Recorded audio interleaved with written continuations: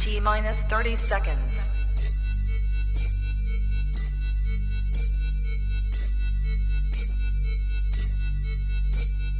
T-minus 20 seconds.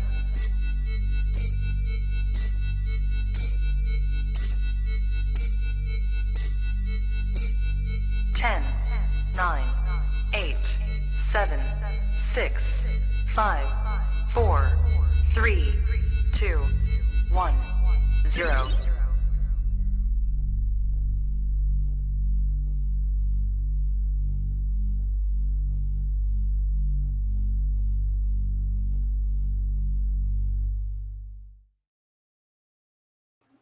Trap Talk Reptile Network, the coolest reptile network in the world. All in the Tree Tuesday. Russo and the Apprentice. Coming at you guys tonight with another banger, man. What is good? I'm your boy, MJ. If this is your first time hanging out, if you're into keeping the arboreal species of reptiles, or if you're just into reptiles, period, no matter what, this is the podcast to be associated yourself with. So make sure you hit that like button, hit that subscribe button, hit that notification bell, select all. You'll be reminded of all podcasts released under the Trap Talk Reptile Network 7 days a week. Covering it all now, man. I'm so excited. And mind you, you could also listen to any podcast on the audio platforms as well. There's Apple Podcasts or Spotify, Google, all the major ones. So wherever you listen to any of podcasts coming out of this network, thank you so much. Really means a lot. It really does. A lot of your guys' support and feedback and great just motivation has just really pushed me to take everything to the next level. And this is just the beginning. So thank you for all the support. If you're looking to support me more than just watching episodes and you want to get more behind the scenes and whatnot, then come consider joining the Trap Talk Patreon family. You could do that by clicking the very first link in the description below. Once you join the Trap Talk Patreon family, you get a link to a Discord, which will tap you in with over 200 amazing reptile keepers. There's also a cool Instagram group chat, which is 24/7 popping because they got global trappers all over the United States. I'm sorry, over the world. What do you mean? What am I talking about? Anyways, thank you for all this love and support, Patreon members. You guys are my heart. It really means a lot. Shout out to the early birds. I see people in the live chats ready to rock and roll for tonight, like the homie Jordan from Heartland Reptiles. What's good, Jordan? Trap Talk Patreon member all day, every day. Big Mike in the building. 1776 Exotics, my OG Trap Talk Patreon member who I'll be seeing here shortly at Daytona. What's up, Big Kenneth Jordan, another Trap Talk Patreon member. Very awesome to have this support from these guys. I'll see you at Daytona as well. Nick, the Reptile Pueblo in the building. Trap Talk Patreon member all day, every day. Arizona's finest. Homie Mika. What's up, Mika? Thanks for tapping in. The homie Robert, Orange County Chondros in the building. Thanks for tapping in, Robert. Trap Talk Patreon member all day, every day. Jen Kate in the building. Cigar City Exotics. What's up, homegirl? Thanks for tapping in. Musical Python, someone venturing into the Green Tree Python world here, and I'm excited for him. New Patreon member as well, one of the new ones. Appreciate you being a part of the family. My man Lupe, Space City Chondros out of Houston. You guys got to go watch that Lupe episode. If you haven't, that's a banger. All right, very happy for this man and his success with Chondros. I would definitely highly suggest following his page to see what he has done so far this year. And yeah, really stoked for the homie. Trap Talk Patreon member all day, every day. Shout out to the homie Lupe. Hey, Lupe, will I be seeing you at the mayor's shindig? I think I will, right? Who isn't going to that? That's going to be a popping time. Shout out to the homie Zach, Northwest Herpetological. Trap Talk Patreon member all day, every day. The homie PJ's Creation in the building. Trap Talk Patreon member all day, every day. The homie Tony in the building. Revision Reptiles, what is up? The homie Justin, Ozark Mountain Morphs, repping Arkansas, who was just on New Breed on the block last night, and that was a killer episode. We're going to end it in style with the homie Justin. Thank you so much for being here, Trap Talk Patreon member. And you guys know what you guys got to do if you're not already. Go support US ARC. Very important in the reptile game that you are supporting US ARC because they are here to support you. Keep your animal rights. If you don't know what US ARC is, don't be ashamed. Listen, second link. Nobody has to know that you're about to go click on the second link at usarc.org and read all about what US ARC is here and then become a member because these numbers really do matter. So thank you so much. Anyone out there who's already a US ARC member, appreciate the love and support. I'm very blessed for tonight's sponsor, one of them being Mentorship Clothing. I wear these training shorts and shirts all the time from this company. I feel great, feel light, feel like I'm ready to do some work. So please go to mentorshipclothingcompany.com, type in Trap Fam to save yourself 50% off the entire order. Thank you so much, Mentorship Clothing Company, for supporting the Trap. Really means a lot. Also, tonight's episode is brought to you by Gary Shavino. That's right, one of the best to ever come into the reptile game. All right, and I know there's been many greats, but this guy right here is one of the greats for sure. GS Reptiles on YouTube. Please subscribe. Be ready for his vlogs. Go follow his work on Instagram as well. All right. You just never know when he's going to have stuff available. Comes out of left field all the time. So be one of those guys to get your hands on something available from Gary Shavino, because it is an honor. It's a treat. I got a couple snakes from him this year. They're doing awesome. I show them off on my Instagram all the time. So thank you so much, Gary, for everything you do, for being a good friend and just being a loyal supporter to the trap, but also just everything you do for the entire reptile industry. You're doing awesome. So thank you so much, Gary. Also, tonight's episode is brought to you by Juggernaut Reptiles. Shout out to Elijah and his wife, Tiffany Armis, who are just really making a stamp in there and with their name in the reptile industry. And it's been that way for years. Short tails, blood pythons, anacondas. Don't sleep on these guys and what they've been doing in the reptile game for over 10 years now. I would want to say they have an awesome YouTube channel that you can be following as well. And I know he has Sanzinia projects that are going to be popping off. So definitely can't wait to bring Elijah on the Trap Talk network again and get kind of caught up with what's going on. But for now, guys, do me a favor. Go to Juggernaut Reptiles on IG, on YouTube, and go subscribe to this man's content because it's going to be popping. All right. Also, tonight's episode is brought to you by Mark Hager, Texas Chondros. Shout out to Mark, repping Texas all day, every day, doing great work with the Reds and the Yellows for sure. No discrimination when it comes to Mark Hager out of Texas Chondros. Go to texaschondros.com, see what he might have left. I have to talk to Mark, but I'm not sure what's available. I know he's had success this year with a few clutches, but hit him up. Let him know that the trap sent you. He'll take extra good care of you. All right. And last but not least, shout out to David Brahms over at the Reptile Perch. Everything you see behind me in my Focus Cube habitats are my arboreal snakes that are on a reptile perch designed by the man himself, David Brahms. Thank you so much, David Brahms. Go to reptileperch.com, place your order, hit up David Brahms on IG, let him know that the trap sent you, and he'll take extra good care of you. Like my God, the mayor takes care of me every time he Tuesday night. What's up, buddy? Happy Tuesday. I'm not sure if you got that the other way around most of the time. Well, I mean, we take care of each other, bro. Come on. Well, I need a lot of taking care of. Oh man, what's going on, Bill? Good to have you here again. It's great to be here. We talked just briefly backstage. I didn't tell you, but I'll take the opportunity now. Courtney, who is my daughter, my youngest child, is heading to Haiti tomorrow for 2 weeks to do mission work. Whoa. So I know you'll be saying a prayer for her. Kim and I will certainly be thinking about her every day. That's been on my mind a lot today because she's leaving first thing in the morning. Wow, I didn't know she was going down there. I mean, what an awesome thing to be going down there for. You know what I mean? How many days is she going to be gone for, Bill? She's going to be gone 2 weeks. 2 weeks? 2 weeks. You probably remember she spent 2 years as a full-time missionary in Haiti after she graduated from her master's at A&M. So this is not foreign territory to her. She's been down there before. She's had some close calls down there, some emergency evacuations and stuff like that. So we are definitely, saying our prayers literally every day that she gets there and gets home safe. Well, definitely prayers are going to be said on my end. And guys, if you don't mind, Courtney's an awesome chick. Definitely like a mini Bill Stiegel, that's for sure. She's amazing. And prayers are going to be heavy for this for Courtney for sure on her trip. And hopefully it goes by quick. Her do her thing down there and get her back over here. She's got to get back safe, for the wedding, which you will be, which you'll be attending in November. I can't wait. You know what I mean? Listen, I got to say, everyone wants to be related to the mayor, but when you get an invite to the wedding, let's be real. I didn't invite you. She did. That's what I'm saying. Listen, this had nothing to do with you, Bill. Nothing to do with me. I can't wait. The only thing this wedding has to do with me is this. It's paid. Yeah. Jesus Christ. Man. Hey, listen, but not that I have to thank you, but thanks for coming to fucking sound check. Unlike this guy. Jesus Christ, bro. Dude, I was coming from a work party. I just made it in. You look like you've been partying. You look like you've been partying. I mean, it was a work function. Party is not probably the right word. Okay, well, sorry about that. I'm looking at the countdown. It's like 25, 24. I'm like, I just should text them. We're going live. I made it in at 7:59. What's up, buddy? How you doing, Marshall? How are you guys? I'm doing good. Doing good. Tuesday. Seems like it's been a long week. It seems like it's been a long time since we just did it a week ago. Yeah, I know. It does feel like a long time. That's crazy about your daughter going to Haiti. That'll be an experience for sure. She's done it before. Yeah. Well, I mean, like I said, it's not new territory to her. She's been there many times. Spent a lot of time there. Things are a little different there right now, huh? It seems like it's always different there. It seems like there's always unrest there. But yeah, it's pretty bad. It's pretty bad now. In fact, it's so bad they don't fly into Port-au-Prince. They don't fly into the capital because it's ultra crazy there.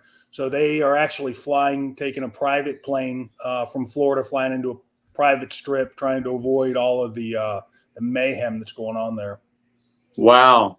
Yeah. Well, good on her, man, for having the butt. Takes a lot cojones to do it, you know. You know, she caught this bug. I took her and her brother, the four of us, all went to Liberia, Africa, a couple of times when they were younger, and I decided after a couple of years of that shit, that wasn't for me. I mean, it's brutal mentally and physically, but she loves it, and so. You know, we're just praying for her, and I wish, to be honest, I wish she wasn't going. I know she's doing good work there, but I'm just selfish. Wish she wasn't going. So what's going on? It'd be a good life experience for sure.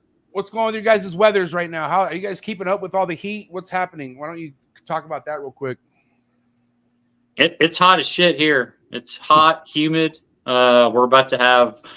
Haven't had much rain, but we're about to have rain like every day for the next week. So that makes it a little tough for me with the rodents because, you know, you basically have to put like a day's worth of food out because if like the way my setup is, it sucks so much air through the rat house that when it's raining, it'll suck moisture in. And then once that Missouri gets wet, it just starts to mold. So you got to put it out, you know, on a daily basis. So in a way, it's good because it'll keep the temps a little bit cooler. But in a way, it's bad because it's more, you know, requires more attention. Or work for your son to do. Well, no, he's on a weekend. He's a weekend warrior. He doesn't do much unsupervised. I get it. So yeah, it's more shit. I just means I got to get up like an extra 10 minutes early to do my morning check because I'll have to feed some, you know, put some food in there. But you know, I'm thankful that it's going to be cooler for sure because we've been having close to 100 degrees here for a while, and I know that's mild for you, Bill, but 100 degrees and 85-90% humidity is freaking brutal. Yeah. Damn. Yeah. It was still low 80s over here over the weekend. Not to brag. I'm just saying it's not that bad yet. Yeah, with like 25% humidity. Dry as fuck. Mark, I'm sorry, not Marshall, but Bill, have you had to use has your generators had a kick on at all yet this year? Have you had any like rolling blackouts or anything? No, luckily we're far removed from the Houston area, so we didn't catch that. I guess it was considered a tropical storm when it actually landed in Houston, but it put people out. I think there's still people now going on 3 weeks without power down there. It's pretty crazy. But no, we didn't. I haven't had a glitch yet, but it's still early. They're talking about it. They're warning, you know, about rolling blackouts, and you know, I'm glad. You know, I've had that Generac out on the snake room since we moved here, but I got one for the house about 6 months ago. I remember that. I'm glad I made the investment in it.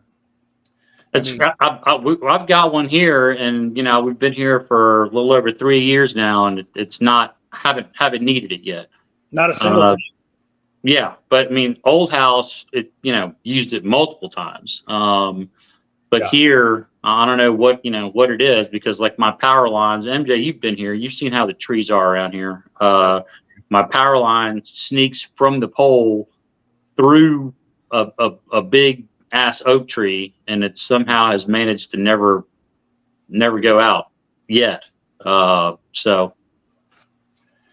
Well, shit. I hope it all goes smooth for all of us and everyone out there with the weather. It's kind of always unpredictable, as we say. That's kind of why we kind of talk about it, just to give yourselves a heads up. If you can get a generator. I think that should come with keeping reptiles for sure, because no matter where you're at, it could happen, right? So how's Miss Willie doing? Miss Willie, female. Why'd you have to go there, bro? Mine was. Hey, you go there every week.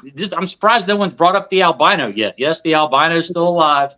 Well, Marshall, if you would be in the chat, it's in the chat. We just haven't gotten to it yet. We're still doing our pleasantries like how's the family? How's the weather? Be patient, motherfucker. I was literally about to get to that, and you went to fucking the Miss Willie. I mean, you know my answer. I don't know what the fuck's happening. I have no clue. She's on one day 135. 3 days ago, Sunday, she literally had her tail down and acting like something was about to happen, and then she went back to perching normal. So I don't fucking know. I don't know. She's alive. That's all I could say. But day by day. But yeah, so we did have to cover the albino. What about the one that was prolapse? Did that one make it or did it die? Man, I'm doing a little experiment with him. With it. It prolapsed. I reinserted it twice. The last time I reinserted it was before Trap Fest. I think the night I was leaving for Trap Fest, I had to have my son help me hold it. Laura was out of town, so he helped me kind of hold it, put a Band-Aid on it, and when I got back from Trap Fest, it had managed to work the Band-Aid off, and the prolapse was back out. And that's been, what, 2 weeks now? And so the prolapse is still out, but it just went into shed. So I'm going to just let it ride and see what happens. Wait, the prolapse is still hanging out? Yeah. What? I've pushed it in twice. It's not going to stay in. That can't be good, though. I thought that can't stay out because if that dries up or anything. It's not dry because I keep them on water. So it's not like, you know how sometimes when it dries, it kind of turns a different color. It's still pink. Still, you know, I'm sure his days are numbered. Correct me if I'm wrong. And we all know Marshall has more experience than both of us, but isn't that something that needs to be inside the body? Like, doesn't that, like, that's not good that that's out, right? Because infection. I think Marshall is just, you know, seeing the writing on the wall. In my experience, if they've usually, I think in my experience, every time they've prolapsed 2 times or more, then it's over. You know, Done. It's over. Yeah, it's done. And you get back in, and you know you ride it out, and you're conservative, and you know then they eat and they have a couple poops, and you know they can go on, and that's relatively normal and great. But if they prolapse that second time, it's like kind of like a regurg in an emerald, you know. You just go, well, open the freezer, get it ready. Especially this one, you know, it prolapsed without even pooping again. So yeah, it's done. You know, sorry. Yeah, it's done. But listen, we're just gonna see. It's not the albino. That's not the albino. That's what matters. Thank God. I mean, not this week. We'll see what happens by next Tuesday. But no, this week it's not the albino.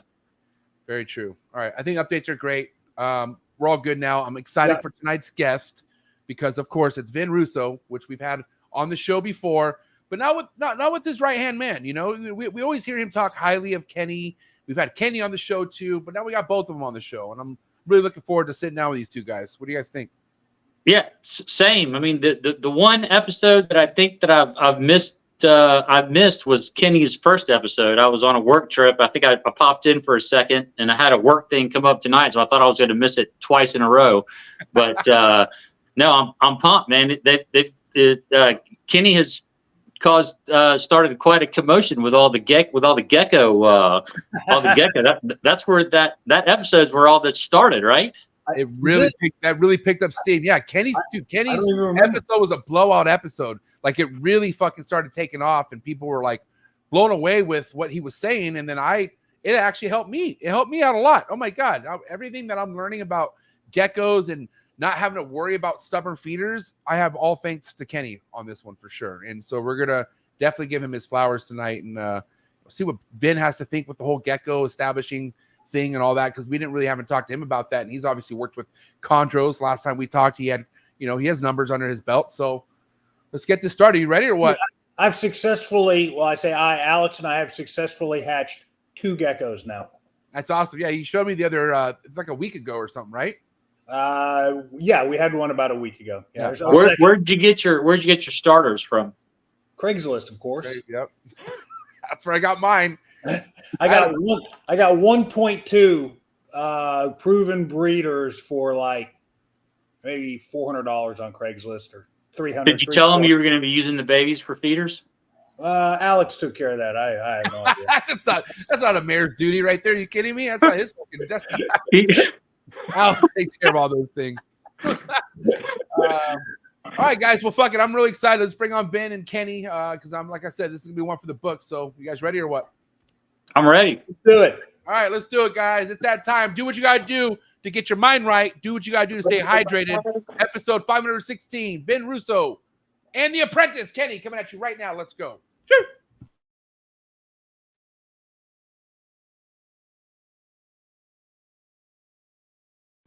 Good. You ready for do more in the future? Trap Talk podcasts? Yes. Man. Only Trap Talk. Exclusive. Yes. Tell me. Exclusive. Oh. So stop calling us. Rub the spot, get the club to pop. When I come up with the crop, God love it or not. I'm hot from the hop to the rub the spot, get the club to pop.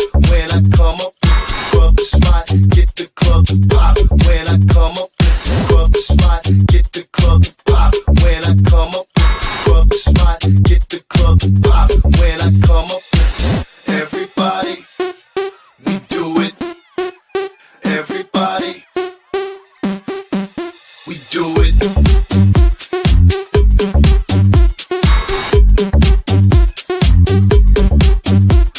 Do it. Do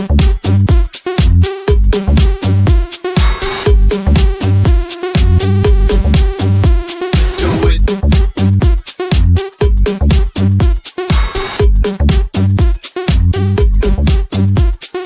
it.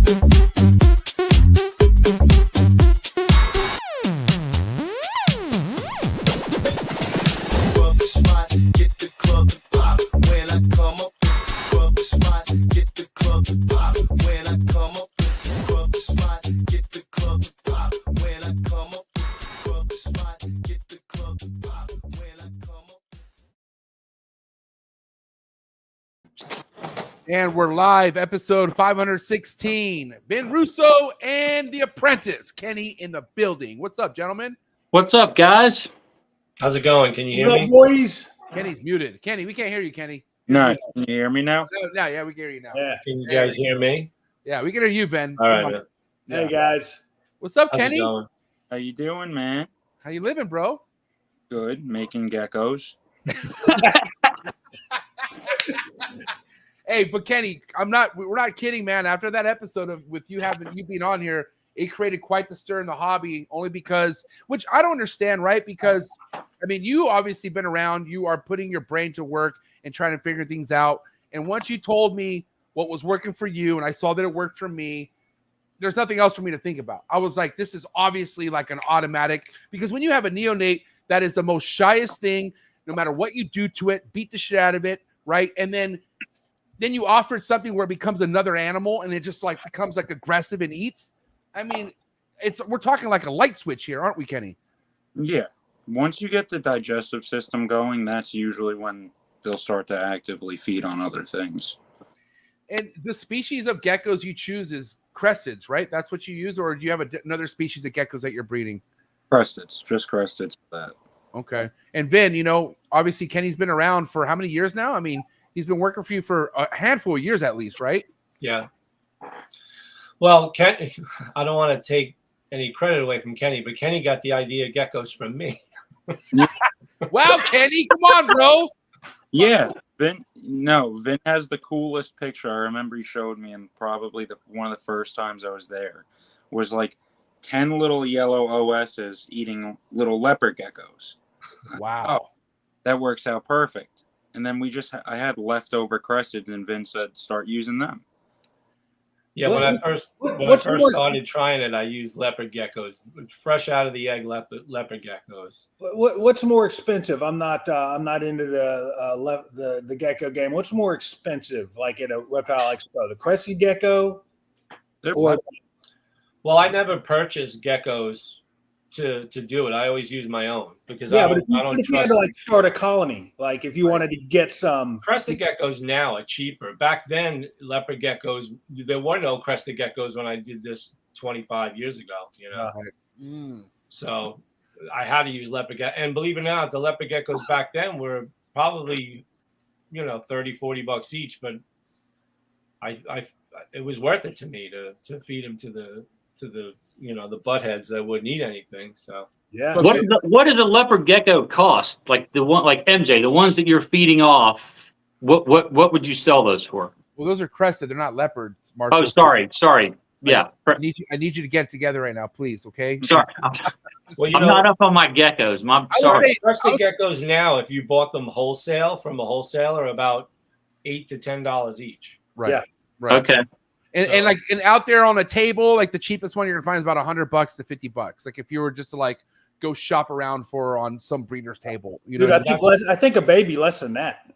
That's why you do it. You got to breed them yourself. You got to breed them yourself. I wouldn't trust buying geckos from somebody that was feeding them who knows what. You know. Bill, do you know my total count? I haven't even told you how many I have now. How many hundreds have you counted? Maybe I'm 18. 18. I'm 18. and I have 13 eggs still to hatch.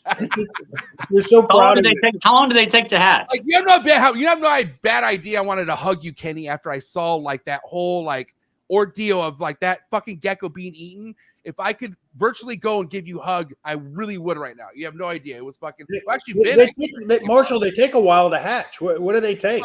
2 months. That's more than 2 months, isn't it? I think it depends how hot your room is. And so if your room's on the cooler side, right, Kenny, they're going to take a little bit longer than a couple months. What are they coming out for you? About 2 months. Yeah. About the 60-day mark, they're out. Yeah. Mine are taking a little longer, but. Hey, but why don't we go back to some history with Vin and him even thinking about, well, let me offer a leopard gecko, because I'm assuming, Vin, just like everything else you're hearing a lot of people not having success offering a pinky as a first-time meal to a lot of these chondros. And was that something that you were dealing with? You're like, I need to switch it up, or did someone advise you back then? Like, let's get to the root of the whole you thinking of feeding a lizard to a baby chondro. Well, you know, we already knew back then, even 30 years ago, we knew that chondros in the wild ate skinks and geckos. So when I did breed them, and in the beginning I had trouble with the feeding because I also didn't know back then to tease them with the pinky. I thought I'd leave it in there and they eat it. But then I would try house geckos that worked really good. Right. But I didn't trust the house geckos because they were coming from the wild too. So then I figured, why don't I just try a leopard gecko? It's sterile, it's right out of an egg. So I tried leopard geckos pretty early on, and they worked really good. I mean, just as good as I would say the cresteds work better because they got the sticky feet, so they can climb up and get within the range of the baby chondro. But the leopard geckos are running around on the ground. Are they about the same size as babies? The leopard geckos right out of the egg are a little bigger than a crested gecko, but they weren't too big. I mean, the chondro babies ate them no problem at all. They would even eat them if you grew them up a tiny bit too.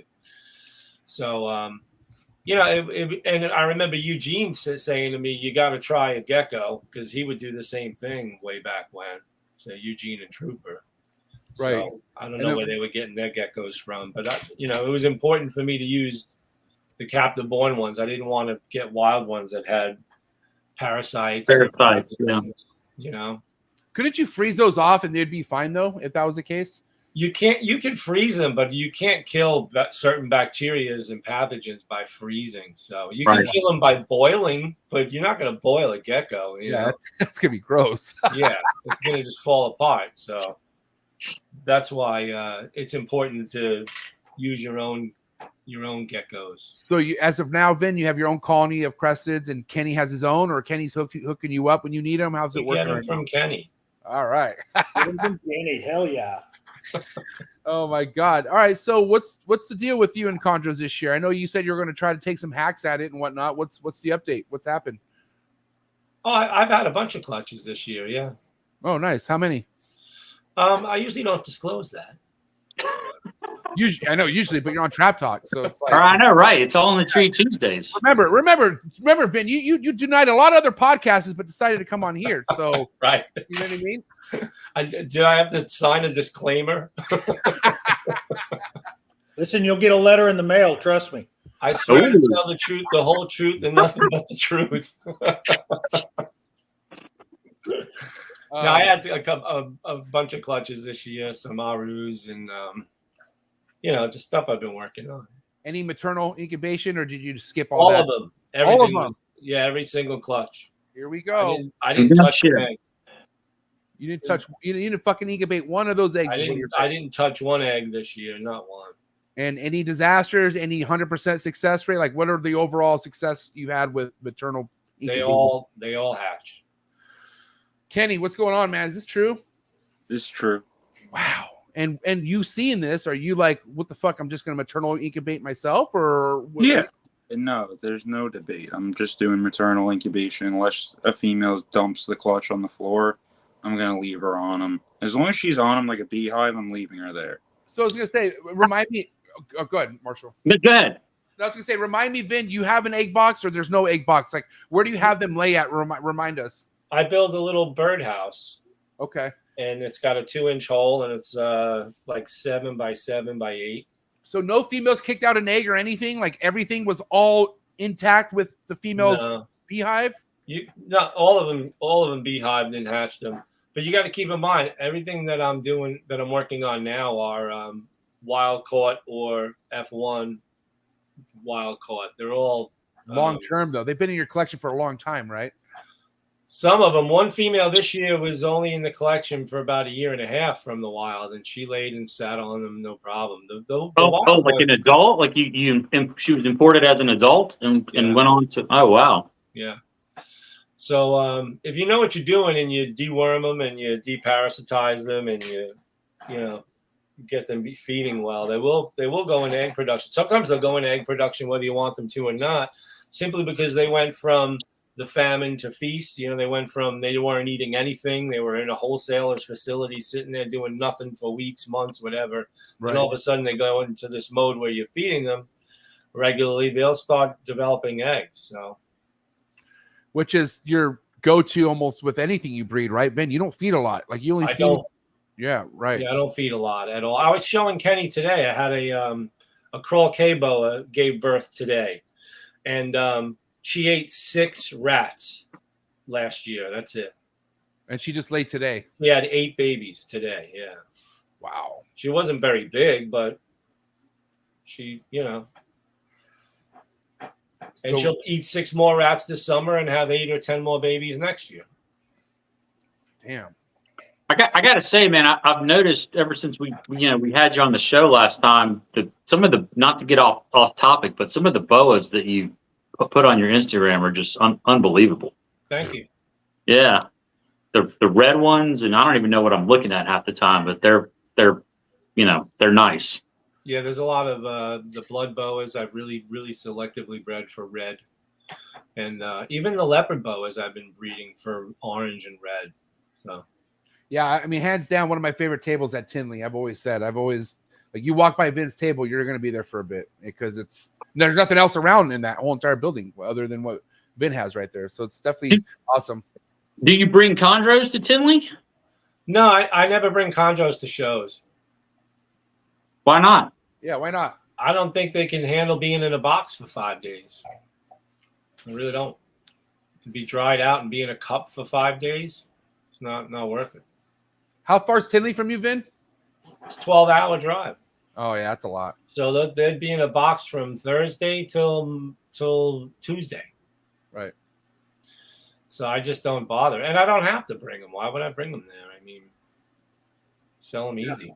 And you don't do anything locally, right, Vin? As far as shows, like Tinley's your one show that you do, and that's it. No, there's a White Plains show that I do, and again, I rarely, even when I first met Kenny when he was 12 at a local reptile show, and he's like, "Hey Vin, do you have any concho pythons with you?" I'm like, "No, I don't bring them to shows." Okay, thanks.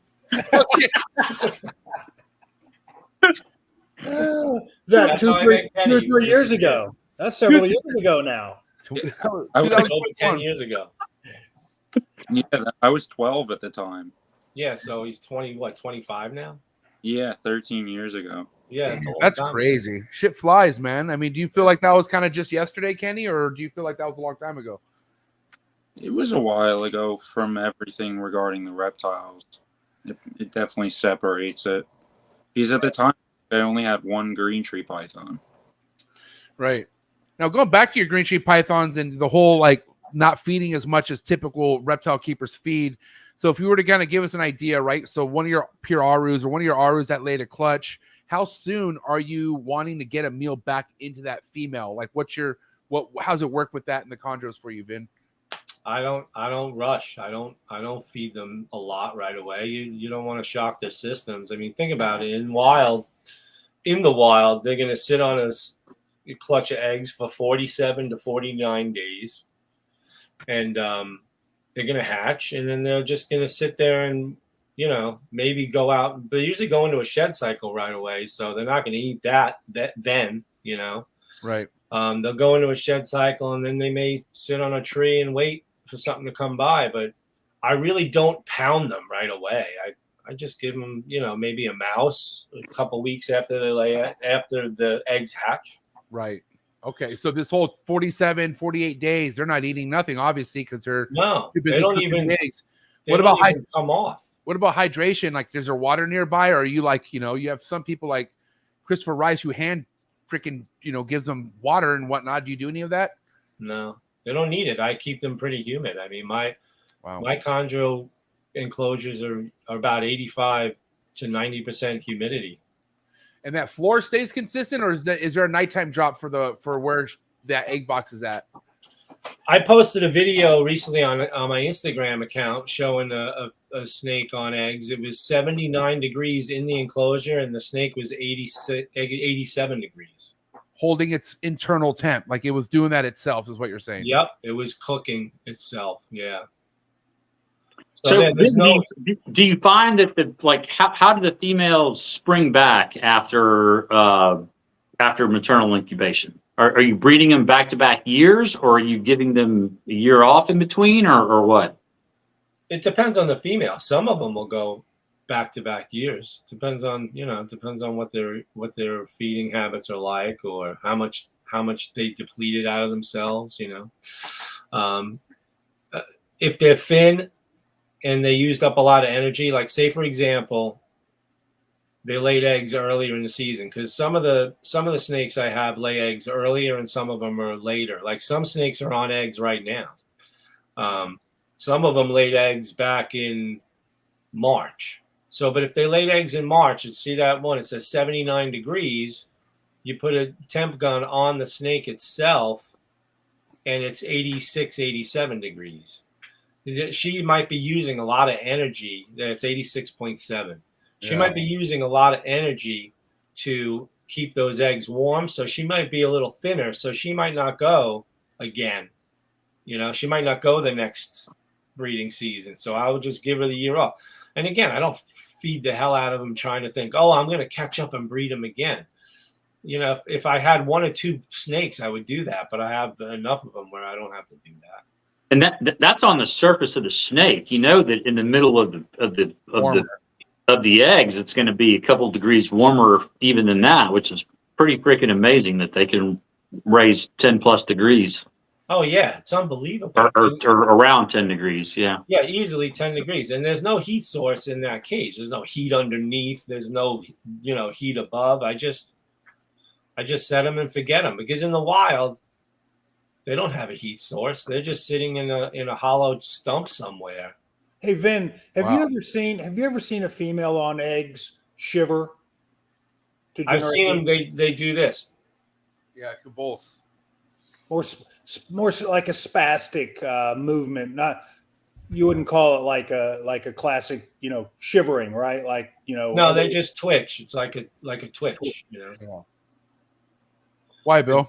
Well, because I was listening to a podcast. It's been a while ago now, and evidently there's only been documented a handful of snakes that have been known to, and I don't even know if shivering is the correct term, but that can produce heat by, like mammals. Like mammals can, we can increase our body temperature by shivering. And there's only a 2 or 3 documented snakes that have done that. And I thought pythons were the only ones. Is there others? All pythons can raise the temperature when they're maternally incubating eggs. All pythons. Is there other types of snakes that can do that? I don't know. I don't think so. I can't remember that, but there was there was an expert on there. And he said there's only been 3 documented species that, do thermoregulation, can increase their body heat by, how typically mammals do it. Mm. Yeah, I mean, I had my sarong Chondros female. were not one of them.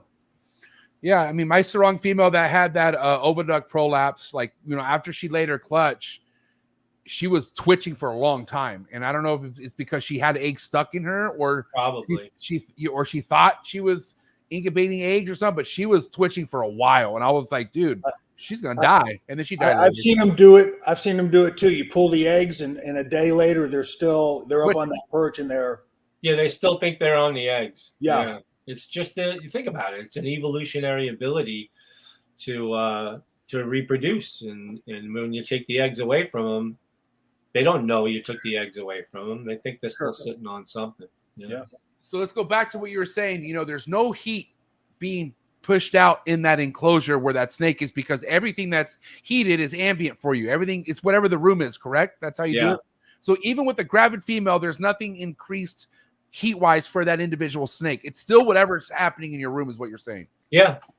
I've And been so doing it that way for 30 years. And you set your room to 8. I remember you said your AC unit is set to 86. Like that's like in the summer. In the spring, the heat is set to like 74, 75. But in the day, in the spring, the heat could build up in the room, and it could get to 80, 82. But then you have your cold nights too, which it gets, right? So there's a lot of fluctuation that in the beginning, like I said, the females that are laying eggs in the beginning of the season will be exposed to temperature extremes. The ones that lay eggs now are not. They're just sitting at 85 degrees on their eggs. They barely have to do anything to keep them a little warmer. And what's going on with your success with chondros, Kenny? I mean, you're obviously doing the same thing that's working for Vin, but what's been happening with you this year in chondros? Doing more of the RDOC stuff and just focus on the locale stuff. Next season, I'll end up doing stuff with like my calico male and some of the other animals, but still going to be primarily locale specific stuff. So around how many? You had a couple clutches this year, or what'd you get this year? A couple. I only tried out a few girls. Still a few of the girls had the season off, and then some girls just weren't ready. Right. And so, Kenny, since like we're all here big time gecko believers, right? Like, what do you think? And I know it's hard because if you don't have the gecko stock, you really can't really go that hard with geckos. But I feel like, isn't it maybe even a good thing to consider if you have the gecko stock to keep your neonate on geckos for a little bit? I mean, just because how healthier it is and the way they digest, or what are your train of thought of that versus switching them to a pink right away? You know what I mean? Usually once they have a few of them, like the first time I tried it, after 3 crested geckos, it swapped right over to a pinky, a live pink. Once they're willing to do that, I usually do switch them right over to rodents, just because it's much easier. It's hard to keep that amount of cresteds at the size you need readily available. Right. Yeah. Once I have a few that were used and they were the perfect size, I'll end up bringing a pinky in the room and giving that a shot. And so you're switching them over, and you're switching them over to pinkies, or are they taking anything like fuzzies or something bigger? Like some of them, like the RFAC Beox stuff I've had is a little larger than a lot of the other animals I've hatched out, but majority of them are still only the size that could eat a pinky. It's uncommon that they're ready to eat a fuzzy. At what point, Kenny, are you comfortable switching them from pinky to like a fuzzy? Like when do you noticing you're doing that bump up in the feeding regimen? Not too long in. Right. Me and Vin were laughing about it because we were checking. He was checking my cards from some of my RFAC Beox, and he saw how much I fed them. And then he looked at the snake and he sexed it, and we ended up moving that snake into a 91 quart. Right from a 12 quart. Wow. So what is the approximate size? I mean, like a pinky is what? 3-4 grams, something like that. What is a baby crested gecko? Probably the equivalent, maybe 2 grams. Oh, that's it. They're pretty small. The eggs look like a Tic Tac. Tiny. Tiny. Yeah. You saw It's them. not- I showed you. I know, but I thought what I saw at your house looked bigger, way bigger than a pinky to me. I mean, No, maybe lengthwise, but it's still skinny. Like a pinky's small and fat. You know, a gecko's just lean and skinny. You And know, the gecko is really easy to digest, so they can eat a bigger gecko for sure. yeah. That's why when Ryan Young was here, and you're like, you can't eat that. Ryan was like, sure, it can. It can eat. Yeah, it. And it Yeah. did. Trust me, I watched it. It was awesome. But Now, you know, maybe not a button quail. No. definitely not a button quill. Not right out of the egg. So you eliminate all kind of scenting from a chick, then, right, Kenny and Ben? You guys don't do any chick down, or do you do chick down? No. No. No, nothing. Right. No. No. Right. Yeah, because you listen, I think the last conversation we had talking about switching or bumping up meals is, you know, some people who deal or battle with prolapses, we think about how them offering a day one pink just isn't enough for that snake to digest and take a shit or something. And sometimes it's trying to push out something that it can't push out. So I always thought, I mean, if they do so well on geckos, why not keep them on geckos until they are ready to take a fuzzy? That way there's no pinky involved whatsoever. But that's people who deal with prolapses. I mean, are you even dealing with any prolapses at all, Ben or Kenny, at this stage in your guys' chondro career? No. You know, there's one thing that a lot of people are missing, and that is microbiome. So, for example, baby snakes are born, you know, sterile. There's no bacteria in their microbiome whatsoever. Okay. So when you want to add good bacteria, and to do that, you really need, in my opinion, you need something that's alive, fresh killed. So a gecko, in my opinion, has a lot of microbiome in it, because a gecko in the wild would be eating bugs that have been eating the earth, which includes minerals. So you're trying to get that stuff into your baby snakes right away. I think, and again, it's my theory. I'm not a scientist, but just based on my experience of breeding snakes for a long time. You know, I've heard a lot of people say, oh, the baby chondros, you know, have trouble pooping. They have muddy poops. And I think the problem with that is some of these people are feeding them these sterilized pinkies, you know. They've been sterilized, meaning they've been put in a freezer and they're freeze dried, so to speak. There's no microbiome, no bacteria in those things, or at least not enough to get their microbiome kick-started. So I think the gecko or a live pinky or a skink, whatever you can get, will add a lot of that microbiome into its gut and get its system kick-started and going, and then give it an advantage to digesting food better, where it will have less chances of prolapsing. And I'm also a true believer in prolapses are a result of dehydration. I mean, me and Kenny keep these things at like 85, 90% humidity all summer, you know, and then in the winter we let them, you know, dry out a little bit. But even in the, you know, I've been to the rainforest, and in the winter, well, their dry season, it's still 60, 70% humidity, and it still rains every day or two, you know. Well, then I can just tell you from personal experience, and I know Marshall can as well, that I keep my babies 100% humidity. Oh yeah, me too. The babies, I'm talking about the adults. And I still experience prolapse. So I think same. Humidity can be an absolutely an etiology for them, but I don't think it's like maybe it's the most common if you're keeping them dry, or you're not giving them adequate water, or you're not changing the water enough. But I've had clutches where I've changed the water every single day and kept them on 100% humidity, and the animal still prolapses. So when that happens, then you have to start looking for, like, all right, you know, we've ruled out the two probably most important causes, but then, you know, you go down the list, right? Nutrition, genetics, you know, whatever else you want to throw out there. Calcium deficiency, teeth falling out, you know, shedding teeth prematurely. There's a bunch of theories out there, you know, why they do prolapse. I think hydration definitely is up there, because I have noticed that since I've switched to keeping them over water, it's less than it was before. You know. Yeah. Obviously, that's anecdotal evidence, but seems like I have less. And are you guys over water or not with your neonates, Vin and Kenny? I can't remember.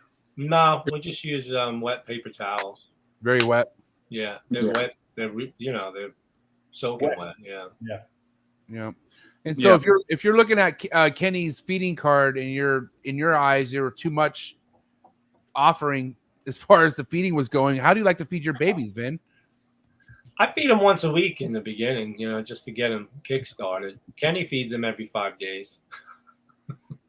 Is that something you still do, Kenny? Yeah, I'll do it every 4 or 5 days. Yeah. That's why they're 90 quart when they're 6 months old. Gotta get the ball rolling. Yeah. I'm a little more patient. Kenny's got less patience. He's younger. He's a younger man, so he's less patient. But he's proven that it still kind of works. They're growing well. They're not in bad shape. So What was that, Kenny? Once they hit about a year old, you can tell they're not really fit for that kind of feeding regimen. So as they get closer to that point, I tone it back a bit. So are you like once every 2 weeks or 10 days? What do you like to do when you're at that stage? A week until they get to about 2 years, and then kick them back even more. Okay.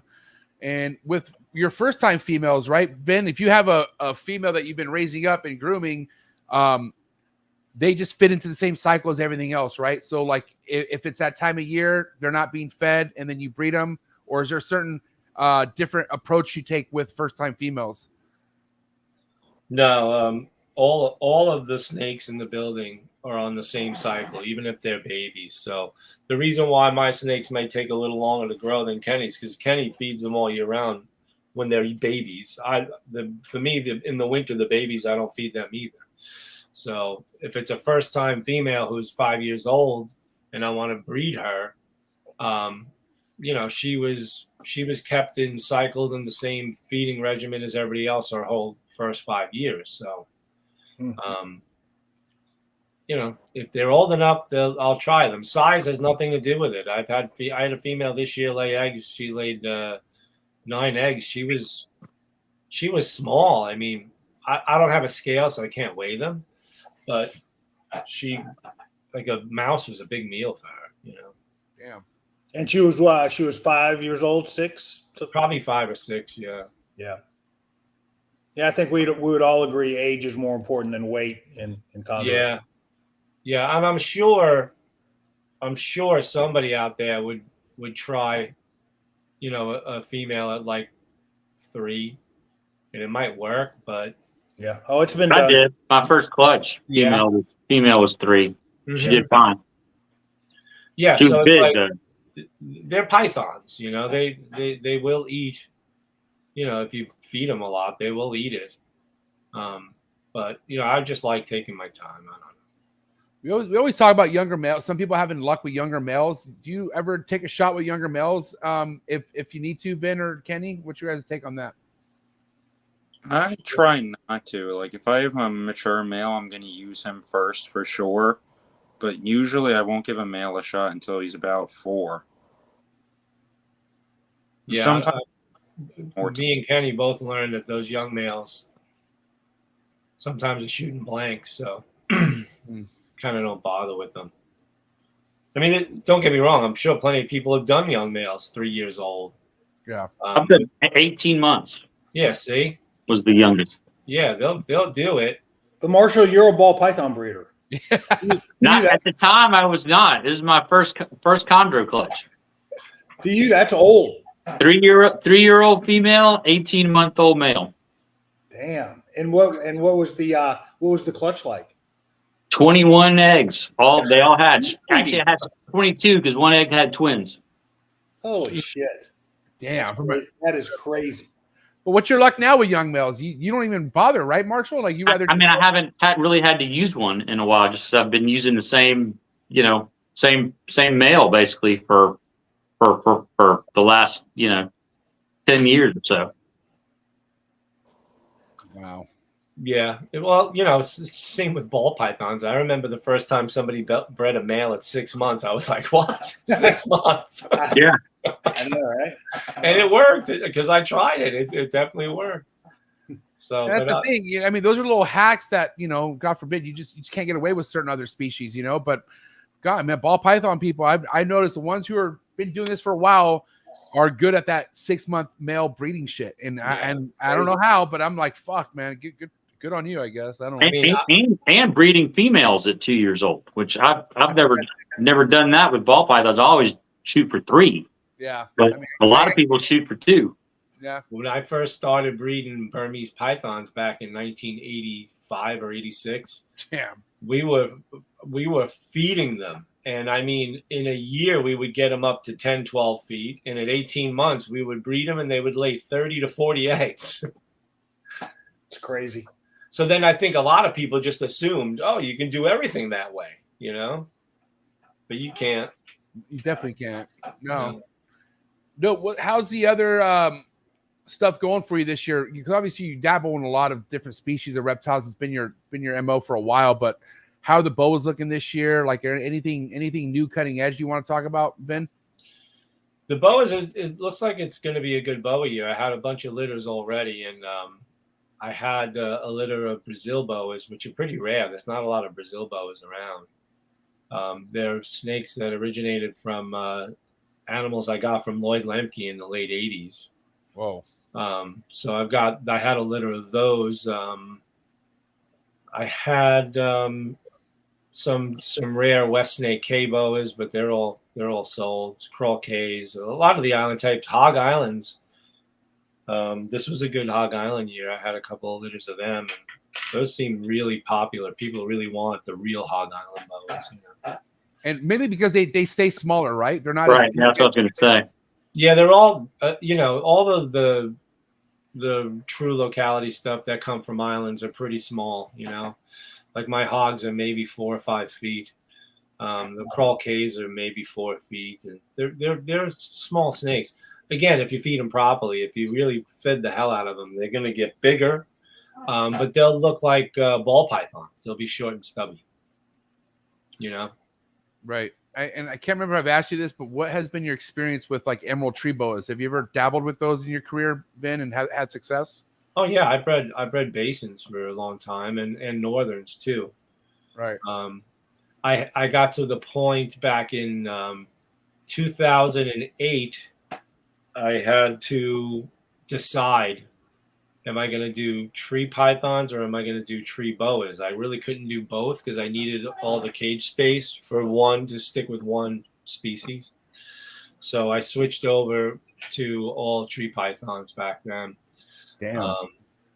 I dabbled in a couple of basin pairings after that. But to me, basins are very easy to breed, and I'm sure other people find that too. I heard you guys talking to, was it Ryan, about the basins, and I think, and also Dr. Warren Booth. I agree with both of them in that in the future, I think basins will be far more common than northerns because they just are easier to breed. They're bigger, they eat better, they're more robust. And there's a lot more people working with them. I mean, that's part of it too. Yeah, a lot. And you know, the northerns still come out of the wild, so they're still $300 from the wild ones. You know, $300, $400. So I think that kind of hinders some people from working with them on a regular basis. There's like 5 guys maybe that are doing it, 1 or 2 that are seriously doing the northerns. But I can count a lot of guys doing basins. You know. Yeah. What does a captive bred northern go for at a show? I've never seen any at shows, but they should be $1,000 and up. Andre had them for like 1,400, I think. Yeah, I was going to say now they're like 1,500 for a baby. That's what they should be. I mean, and I think in the future they will be that for a long time. Oh, yeah, they're not getting any cheaper, I don't think. No, and I think you might see basins go the other way. I think you might see them under $1,000 each. Really? That'd be sick. I don't know. Yeah, I think it'll take a while for that, just because they're so high right now. I mean, The basin market is insane. I mean, 8, 9, 10K for a baby is not that uncommon. Well, Right. that's for ones that have a lot of white on them. Well, Yeah. yeah, sure. Not textbook ones. There's a lot of people with basins now. Within the past few years, almost everyone I see that keeps chondros or northerns has started diving into basins, and probably won't take too long. You got to figure everyone's going to have sexually mature basins around a similar time frame from what it looks like. Is once they up with those babies, you probably saw some on MORPH market for a little bit about a year or two ago. That stuff all got snagged up quick. So it's another 4 or 5 years, and then people will probably start giving it a shot. And I'm sure some will have a percentage of success. But here's the thing: with some of these people who are breeding basins are also getting fucking kicked in the balls and having their females just drop dead on them. And I know this firsthand. So I don't. Yeah. It might be easy, but it's also something where if an average individual goes through that after dropping 10K on a female they bought 5 years ago, they might never want to do this ever again. Like I'm telling you, this kind of luck you can get breeding basins or northerns can make you rethink everything that you're doing, and if you even want to go through something that heartbreaking again. I mean, it could be easy, but also could really fucking check the shit out of you too. They're really delicate, especially the arboreal boas. They're a lot, even more so delicate than the chondros. So, then Kenny, then why do you think just because there's a lot of them, you know, becoming available and there's going to be a lot mature, you know, you could say the same thing about chondros, but there certainly aren't a lot available, you know, I mean, and that's because they're difficult to breed. They're difficult to get established. The females can die. I mean, so if that's the same way for the basins, then why do you think the price would drop so dramatically? I think basins are a lot easier to breed than chondros. Breed and establish the whole, you know, mother to baby. That's all. Yeah. Just to me, I mean, for me, the chondros in the beginning were more of a challenge. And they take more discipline, in my opinion. The basins you can dry out and they'll still be fine, especially big ones. Chondros, if you dry them out too long, they don't do well at all. And I think that's the biggest downfall with most people that get into chondros. They lack the discipline to go really long and eventually dry them out and wonder why they prolapsed or they didn't breed or they're, you know, not eating well or they got stuck sheds. You know, you see all the stuff on the forums. You see the same questions constantly. Yeah. And they put them in exoterras with screen covers and they wonder why that they're not shedding and, you know, stuff like that. So you're going to have a lot of that with chondros, with people who are just getting into chondros, I should say.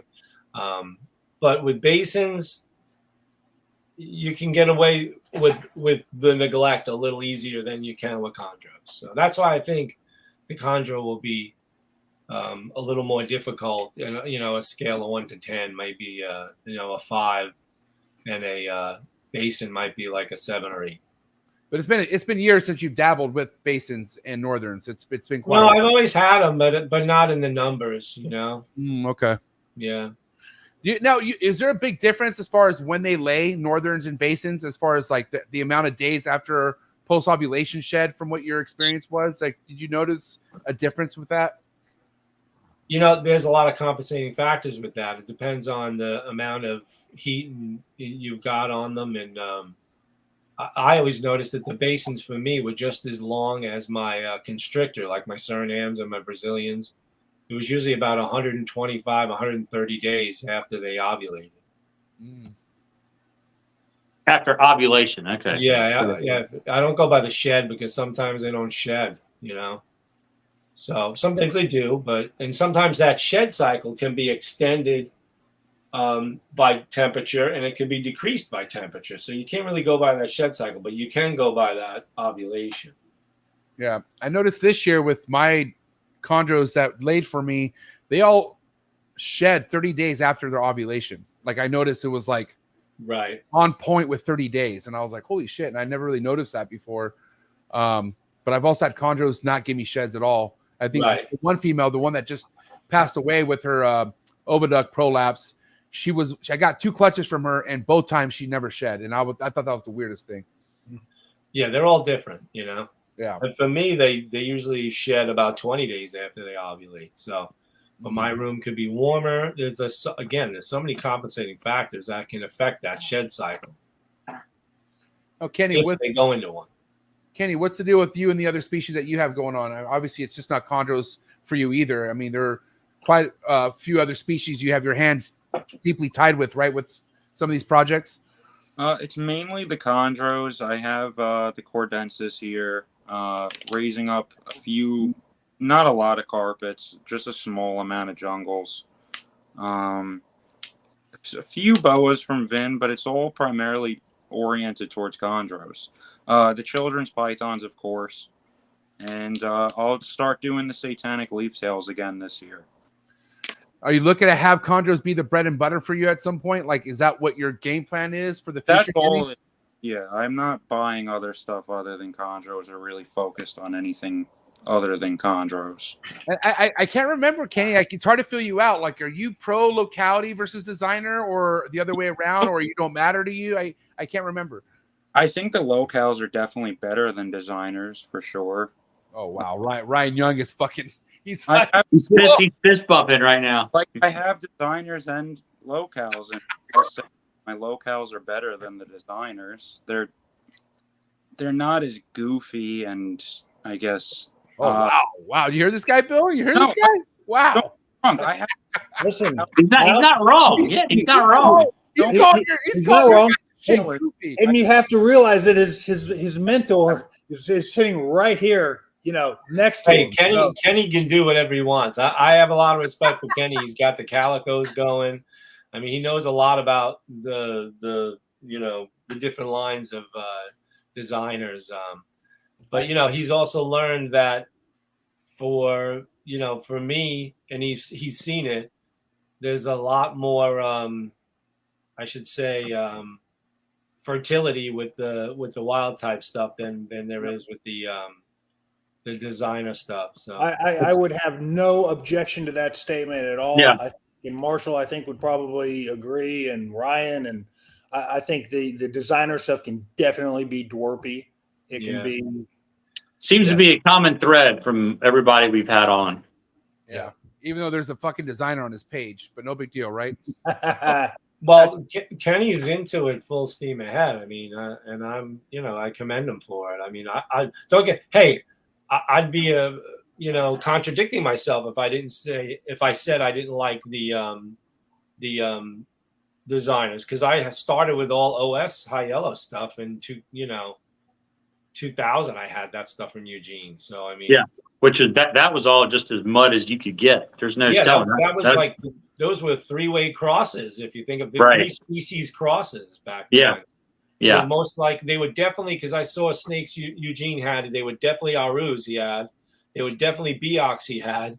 And there was definitely stuff that were something somewhere in between. But even some Papuan animals back then. But once he and Trooper started mixing them out, they told me they would breed two completely unalike animals to see what they would get.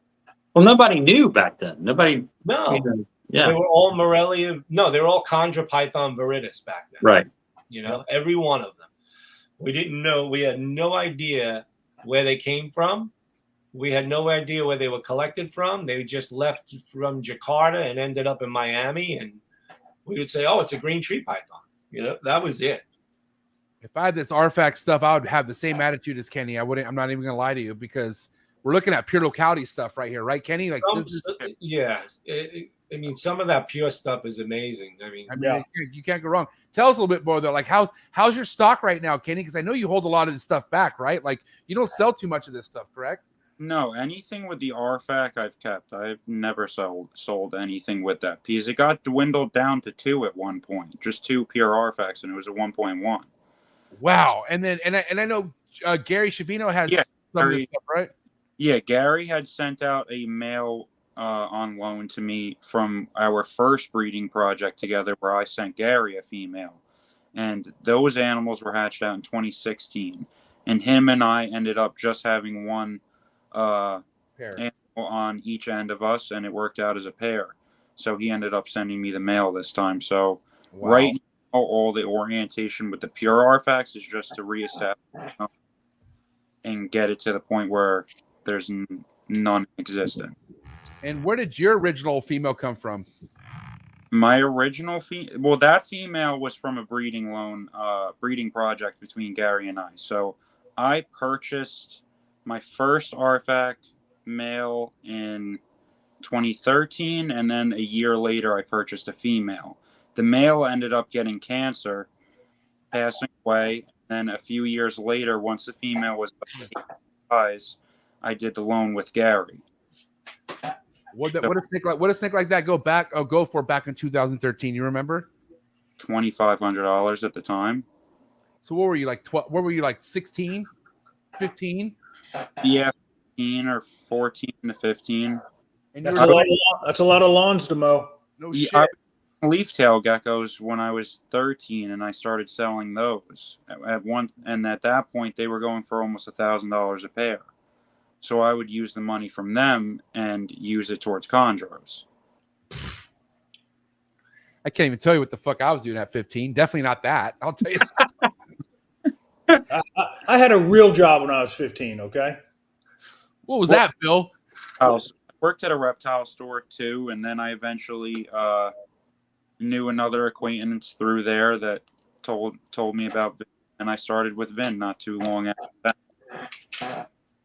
And Ben, it's funny. I always love hearing the story of Kenny coming to your table. But like, did you kind of see that this kid was different than a typical 12-year-old or 13-year-old when he started helping you? Like, could you see like there was something a little different with this one? Yeah, well, I met him a couple of times at shows, and he had a lot of really good questions. I mean, questions that adults would ask. So I could tell the kid did his research and he knew what was up. There's the it factor. You either have it or you don't. Right. That's so true. So he definitely got it. And I figured, well, let's see what he's got. And I asked him once, I think when you were about 15 or 16, I'm like, you want to really learn how to breed snakes? Yeah. Can your mom drop you off at my house so I can bring you to work? Are you allowed to even work? I mean, and that started off once a week. Like he was coming over weekly, or how was that working out in the beginning? He started one summer because he didn't have to go to school. So, and then it was like, he really wasn't working there technically. It was, right. Again, the apprentice. It's like you're learning how to, clean shit and feed snakes and understand what's going on with it. So, how far did you live from each other? Like, how long a drive was it? Do you remember? He was like about 25, 30 minutes away. So sometimes I would pick him up and bring him to the warehouse, and his mother would pick him up later on at my house. I'd bring him back to my house, and his mother would pick him up, and sometimes the other way around. So yeah, are we talking full days here? Like how many hours were you? No, it wasn't full days. He was just a kid to start, but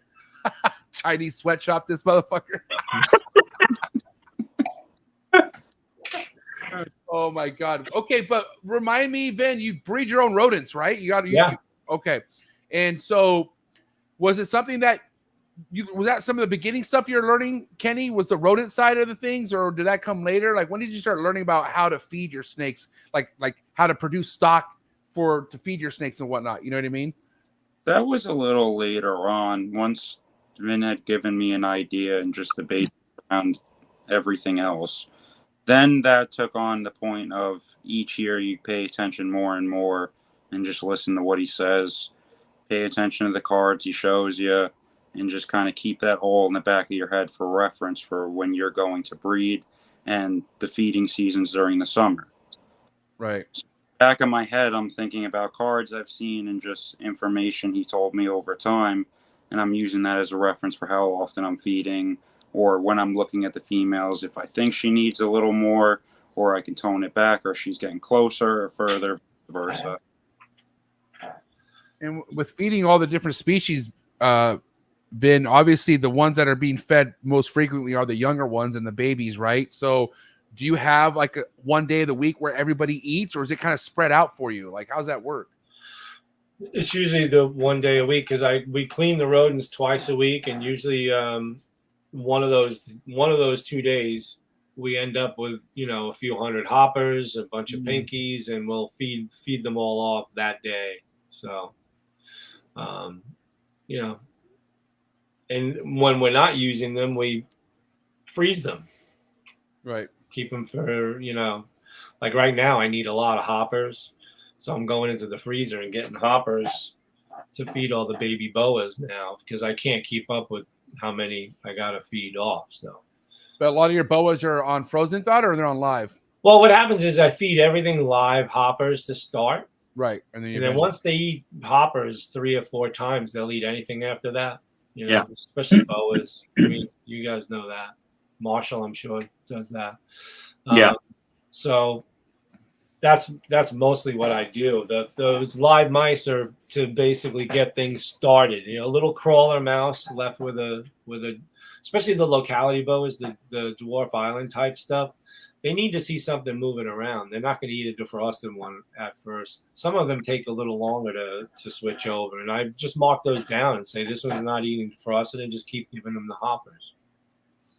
I do know there's an approach to like offering a baby its first time meal. Like some people like Brian Young take their sweet ass time. They're not in a rush. Some people do it before their first shed. Like what has worked for you two? Like what do you guys, and we could maybe go back to Chondros and talk about when you like to offer a first meal or try trials. Like what has worked for you guys and what do you like to stick with? I take my time. I mean, I don't even bother trying till like probably 2 or 3 weeks after they shed. Same with you, Kenny? Yeah, rushing them has never really benefited. You may only have a few eat at that point. Wait for 2-3 weeks or even however longer. So it usually benefits a lot longer. You're not stressing them out as frequently. A lot of people end up going in there twice a week almost immediately after they shed, and they're just freaking the animal out from the start. Yeah, sometimes every day, I talk to people that, a message, hey, I've tried to feed this thing every day for 2 weeks. I just won't eat. Man. Well, it's not now. You got to reset. Yeah, or you see them saying they sat in there for almost an hour messing with them while they're in the tub and this and that. And meanwhile, if I see the neonates fleeing or whatnot, I usually shut the tub right after. You can tell within a few minutes. Yeah. They're not going to strike or do anything. You got to wait. I think the thing that could be really like hard on the fucking train of thought when you're coming into this, or when you have a situation where you're trying to get a baby chondro to eat for the first time, you talk to other people who have sat there for 45 minutes to an hour, and then the fucking thing eats finally after 50 minutes of beating the shit out of it, whatever. But you have people that doesn't work for. So it's almost like Bill, you've had success with offering meals right after a shed, right? Like that's something you've approached and have had success with, or you haven't had success with? No, and I usually wait, a day or two after that first shed, and that's when I offer the first meal. But I'm not uber aggressive at all at that point. I mean, if it'll eat, great. But I get more aggressive as time goes on, as far as beating them up or whatever you want to call it, piss them off. But really, the first week, first 2 weeks, listen, if they're going to take it with minimal teeth feeding, minimal effort, great, I'll feed them. But I'm not treating them. I'll treat them differently 2-3 weeks out, and they're not eating. Then I'll be more aggressive with them. Okay, we got to talk about this, Marshall. Just especially because Ben was talking about how easy basins are.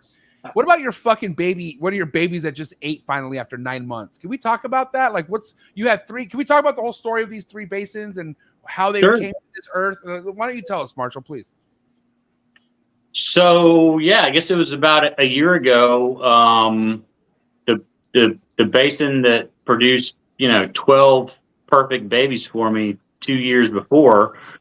I came down in the morning and she had a couple out, and she was just she looked like she was already dead. Can I show a pic? Can we show or no? Sure. Yeah. Okay. All right, go ahead. So I'm going to pull this up while he's talking. Go ahead. So you walked in and see one of your females. Go ahead. I'm listening. Yeah, she was just super listless, basically mouth open, barely hanging on the perch, had dropped a couple of babies.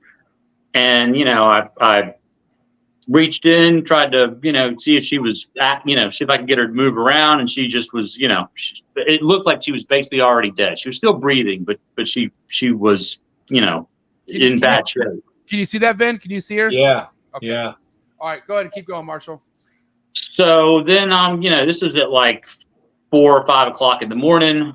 And when I realized that she still had quite a few babies in her, and that you could just tell she had no strength. There was no way she was going to push them out. So, you know, talked to a few people, and they're like, you know, man, you got to go in there and get them. So that's what I did, and ended up, there was maybe another 4 or 5 babies inside of her. And I was able to save one of them. 3 of them I can't tell how many were in there. I can't see from this photo, but 2 or 3 had passed. And one of them, as soon as I cut her open, it came out and it, you know, poked through the sac. And, that's one of the babies that I've got now. And, I don't know if it's because, you know, it was just a weak litter or whatever. I've never really had trouble getting basin or really any emerald babies established. They all just usually take live hoppers, like, you know, no problem. But these 2, I've been assist feeding them now since, you know, that was last August when they were born. One of them finally just took a meal a week ago. Wow. What'd she take? Just a rat pink. And was it hot, like just regular hot frozen? No, it was live. It was live. Yeah. Like you jumped And in it wrapped it up. Yeah. Yeah, like I saw, like I was talking to somebody about them, and I pulled the tub open, and I saw that it was hunting, and I was like, oh, it looks hungry all of a sudden when I'm on the phone, and so I went out to the rodent shed, got a rat pink, put it in front of it, and man, within like 20 seconds, you know, you could just tell it was looking. And wrapped it up, ate it, and, you know, haven't tried again since. That's only been a week ago. So I've just been, you know, every time I go in there at night, I check on the other one to see if I can kind of catch it in the same, you know, you know, hunting posture, you know, but I haven't caught it yet. So, you know, we'll see. It's acting just perching, like it doesn't want nothing to do with food right now? The other one, yeah. So you've been assist feeding both of them this long. Mm-hmm. So when you took the babies out, you obviously had to cut her open, right? Yeah. Was there a big slug blocking her off from passing them, or no? No. That picture that MJ showed earlier was right when I did it. Yeah. I mean, that's what came out. So there may have been a twist in the oviduct. Yeah. Who knows? Yeah. I don't think it was very long, because it was kind of surprising to see one still alive. But yeah, it ended up like, as you know, as soon as it came out, it poked its head through, took a breath, and it's been alive ever since. That one has not fed yet, but it's still alive, and it's already freaking changing color. It's But these look pretty formed to you, right, Vin? Like, don't you think these should have maybe hatched or came out? Well, you know, anything can happen with boas. I've been breeding boas a long time, and you know, you like you said before, you can get kicked in the balls pretty easily with boas. I mean, you know, Marshall even said it. She had a perfect litter at 12 the year before, and then the next year it's like it's all hell breaks loose. So, and again, my educated guess is maybe a twist in the oviduct where she couldn't just get them out. And so whatever was in there that was ready to go suffocated, or they just couldn't breathe because she was already in labor and already passed 2 or 3 of them or something like that. Yeah. Wait, was it the night before you noticed she was not doing well, and you went the night go by to see what would happen, and you said something about like if you would have cut her then, you probably would have saved more babies? You know, yeah, but I mean, I was reluctant to cut her even at that point. You know, it's just not something that I was like. I know. Yeah, I wouldn't do it either. fucking crazy. Yeah, it was just I was not something that I was like fired up about doing. It was a tough decision to do because this is. But at that point, I knew that there was no way she was going to survive anyway. She was already so so depleted. Like I knew I knew I was gonna lose her. So at that point, it was like, well, you got nothing to lose. You got nothing to lose. Yeah. Dang. So even with the other species of boas, you've seen shit like this, huh, Vin? Oh yeah. For sure. Especially older ones. How old was that snake?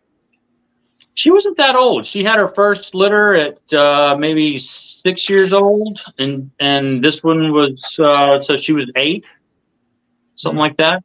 That's not old. I mean, think about it. It's really kind of like the egg-bound version in a python, right? I mean, how many times have you dealt with a python being egg-bound? Luckily, I haven't that often, but I have. Yeah, I have a couple times over the years. A couple of chondros that have.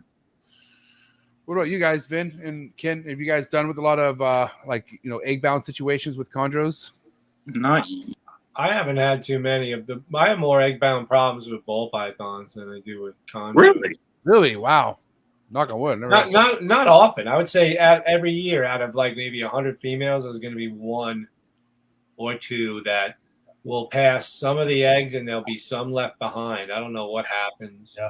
And sometimes, I don't know in your experience, Vin, sometimes they'll pass those eggs like up to a week later, 10 days later. Oh yeah, or even a month later. A month later, and then sometimes they won't pass. I've seen eggs from this season prior that have been passed out and they're mummified. Like you just go, God damn, Yeah, I see that with boas too. I'll have boas drop a litter of babies and these like gray slugs. And those are the year before's unfertilized eggs. Interesting. Yeah. Now we've talked about this on a couple different shows, but I've got an Amazon tree boa that she had a litter. This has been over a year ago now, and in the last 2 or 3 months, she's passed, I think 2 or 3 mummified babies, like fully formed babies that she's just been carrying around for the last year and a half. I've seen that with Colombian boa. It dropped, a big litter, and then months later, maybe even like you said, maybe almost a year later, it looks like a big mummified, petrified baby. Right. Yeah. But I mean, Ben, if you know something like that is happening with a snake of yours, you're better off just letting it ride out. If she's acting fine and everything, like that's something that should just naturally come out on her own, correct? Yeah, and like I said, sometimes the next year when you breed them again, they will clean out, whatever was there along with the babies.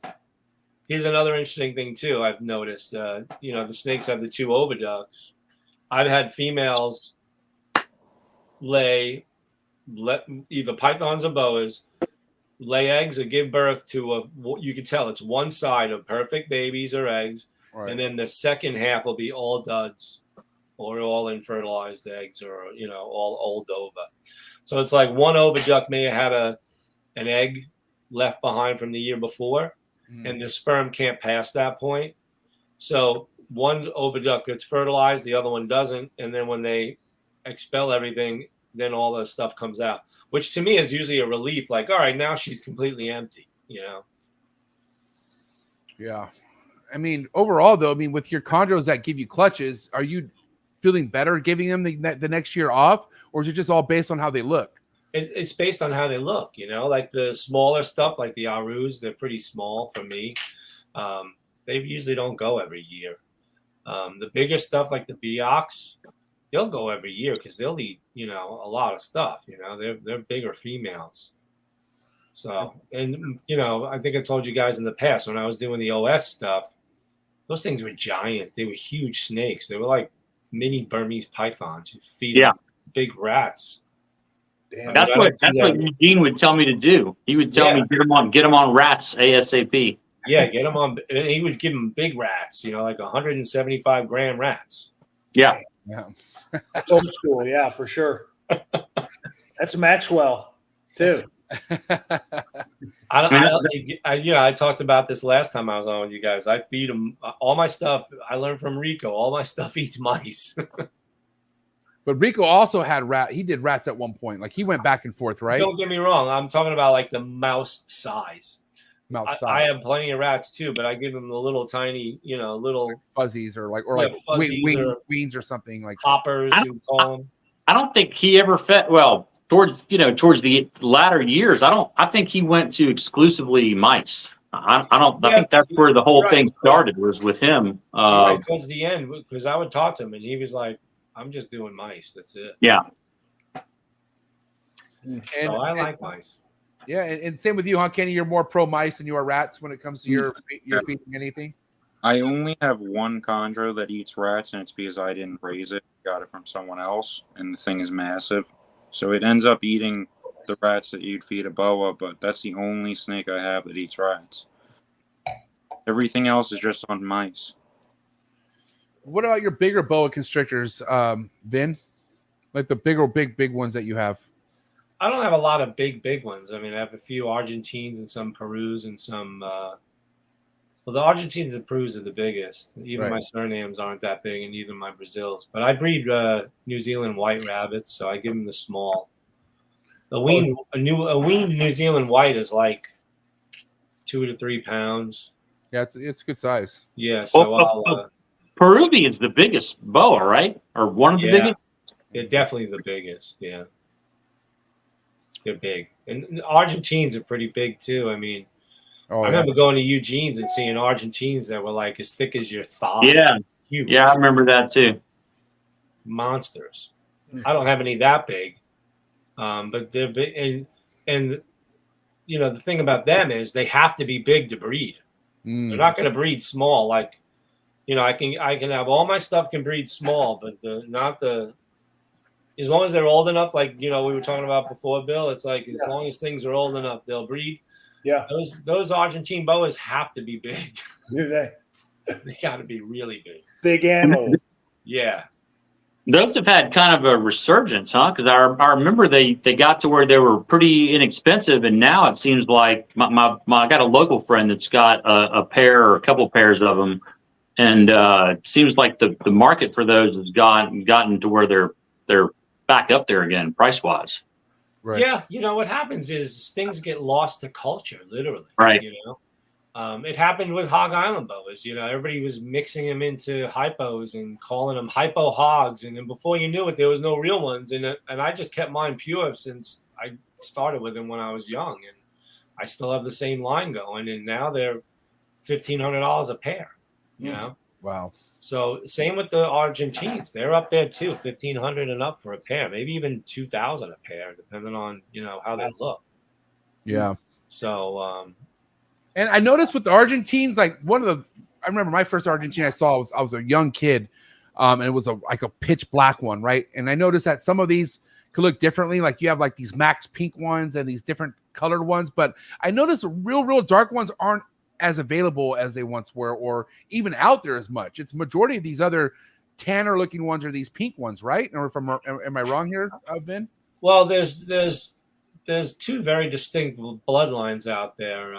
Maybe 3, but one is that originated with Eugene Bissett. Those were, his original animals that he got from Pet Farm in 1987. I have a copy of the CITES. It's even in my book. So I have that bloodline, but also Gus Renfro had a bloodline of his own that came in the same way, and late 80s, mid to late 80s on the CITES, and I have animals from him too, and those animals are black and almost white. And the animals from Eugene are very dark black on charcoal. They're very dark. They're distinctively different, simply because I kept the two lines separate all those years. Right. And now when people started mixing, and I'm sure maybe there's got to be another wild card source that came in at one point. But then when people started mixing them into each other, they would, get different color phases. Some of them were darker, some of them were lighter. That whole Max Pink thing popped up, I think, from animals from Eugene. The animals I have from Eugene as babies have a lot of pink on them, but they grow out of it pretty quick. Yeah, I mean, I've always been a big fan of those Argentines, that's for sure. But I just don't see as much as I used to see them as far as like that color goes, you know? Yeah. So I just thought it was something interesting. Now, you know, when it comes to, you know, you having future availability here, Kenny, because obviously you're young, you don't know what the future is going to bring, but let's just say things really take off for you in the chondros. Where do you see yourself making a lot of these chondros available for people to purchase? Are you going to be relying on vending? Do you feel like, you know, social media sales will do enough for you? Like, where are you going to feel like the most comfortable getting a lot of your product out there once it's time? I wouldn't really vend arboreals. They're a little too, unless it was something super local and I was bringing you, maybe that knew a few were pre-sold and I have one or two there, but it's not something I'd ever foresee myself bringing to shows or like Tinley, something like that. I feel like most of that would probably be online sales and whatnot. Now, Rico, correct me if I'm wrong, Vin, Rico had quite the display of chondros at one point at shows. Like, that was his thing, right? You know, he brought some to shows, but not a lot. He had that website that had every single locality and every, you know, race he had. I don't know if you guys remember that website he had. And he had no problem selling stuff online for sure. He would have at least one or two females at almost every locality on there every year with offspring, and you'd see, like, I remember it sold waiting lists. He didn't really have to bring stuff to shows. And when I saw him at shows, I really don't recall seeing a lot of snakes with him. You know, Marshall, you and Rico were probably the first guys to buy Ultramels from me. Damn. That was probably about the same time, probably 2003 or 4, something like that. I don't think I got mine from you. I think it was more. It was later than that. I think I got into them maybe 2009 or 2010, something like that. That's when I bought my first ones. Because, you know, Rico wanted to dabble in ball pythons in the beginning. Oh yeah, so he really thought the Ultramels were cool, and I remember him getting into that. But I don't remember him having a lot of chondros out on. Well, we would do the Chondro Coalition. I remember that. For Daytona, Tinley, and there was a lot of snakes on the table, but they weren't all his. There was like 5 of us that you know, everybody would bring a couple, like 10 or 15. Yeah. Yeah, I remember that. That was a lot of fun. It was cool to see all those guys come and bring that stuff, you know. And was that at one show? Like, what was that happening at? Like at a That was in Daytona. We did Daytona a couple of times. We did Tinley a couple times. Those were the 2 main ones. I think I did both of those for a couple years. I remember one guy was trying to sell those cooler incubators. Avey. Yeah, Jim. I think his name is Jim Avey. Yeah, it's a good idea. You know, it had like the built-in display on the lid. Right. You know, it was pretty cool.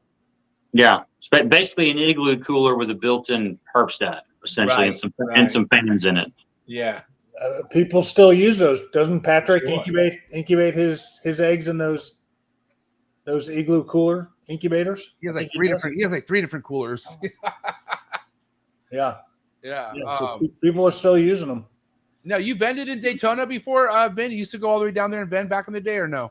I vended the very first National Reptile Breeders Convention with Warren Wayne Hill back in 1990. I did every show up until 3 years ago. Oh, wow. Yeah. Why'd you stop? Yeah. Well, during COVID, I didn't go that 1 year.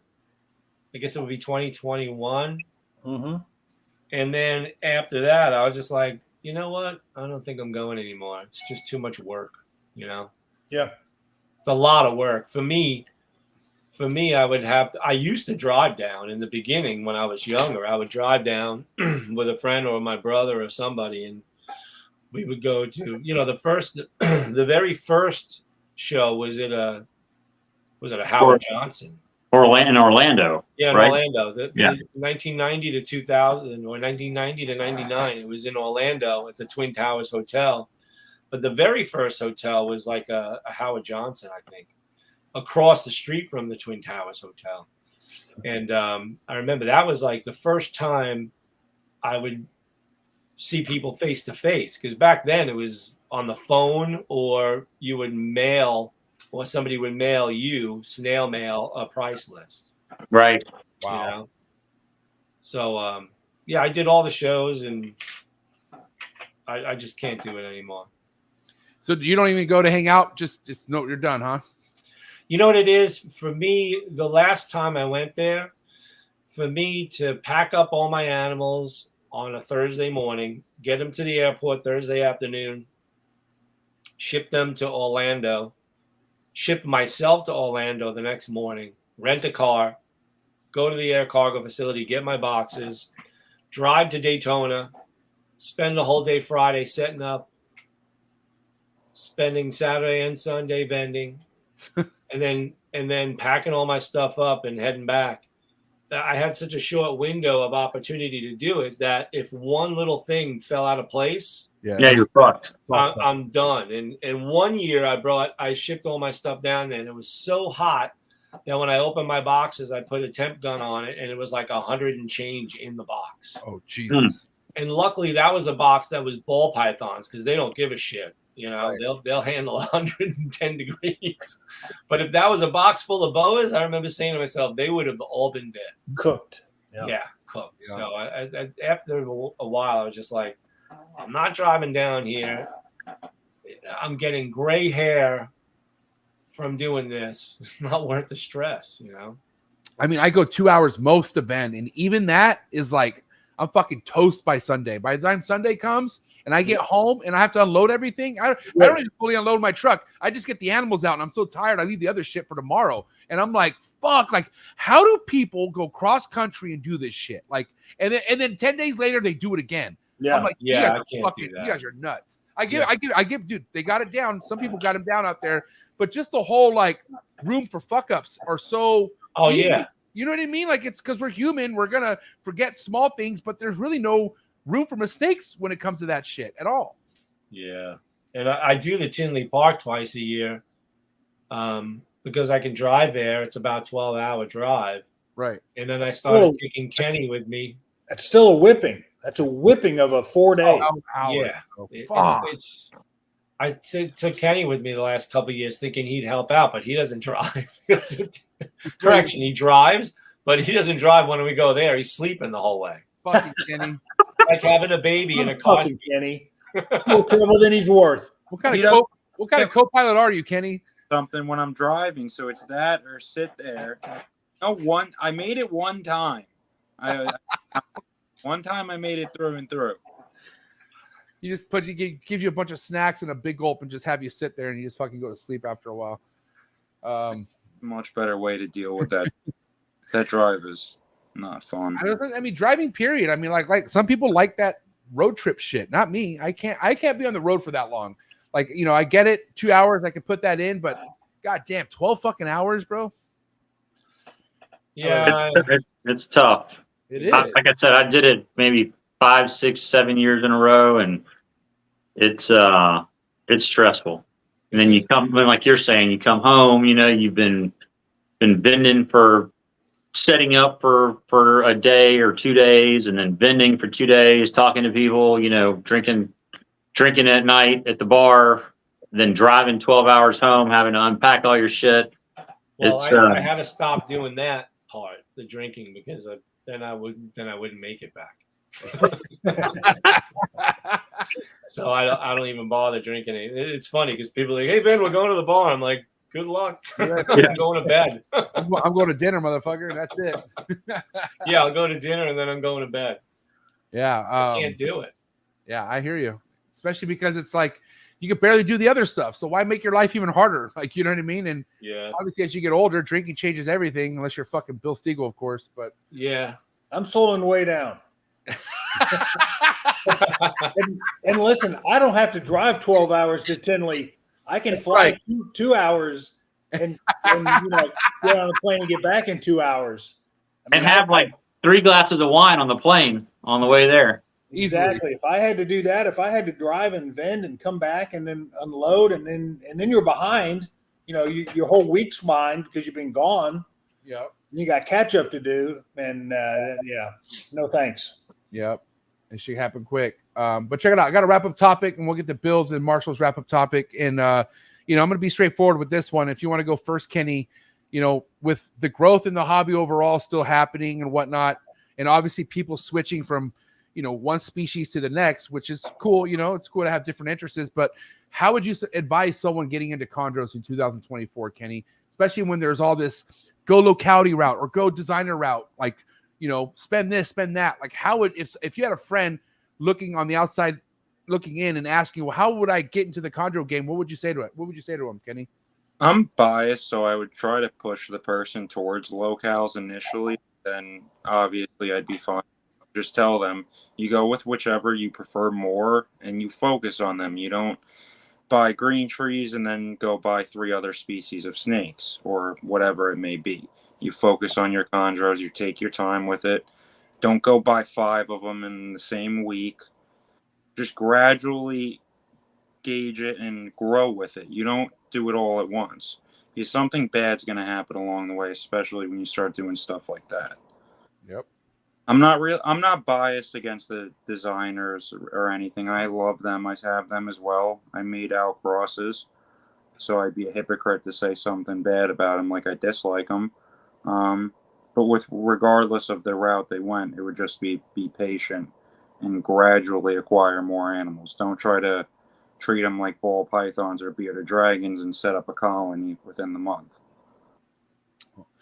Right on. What would you have to say to that, Vin?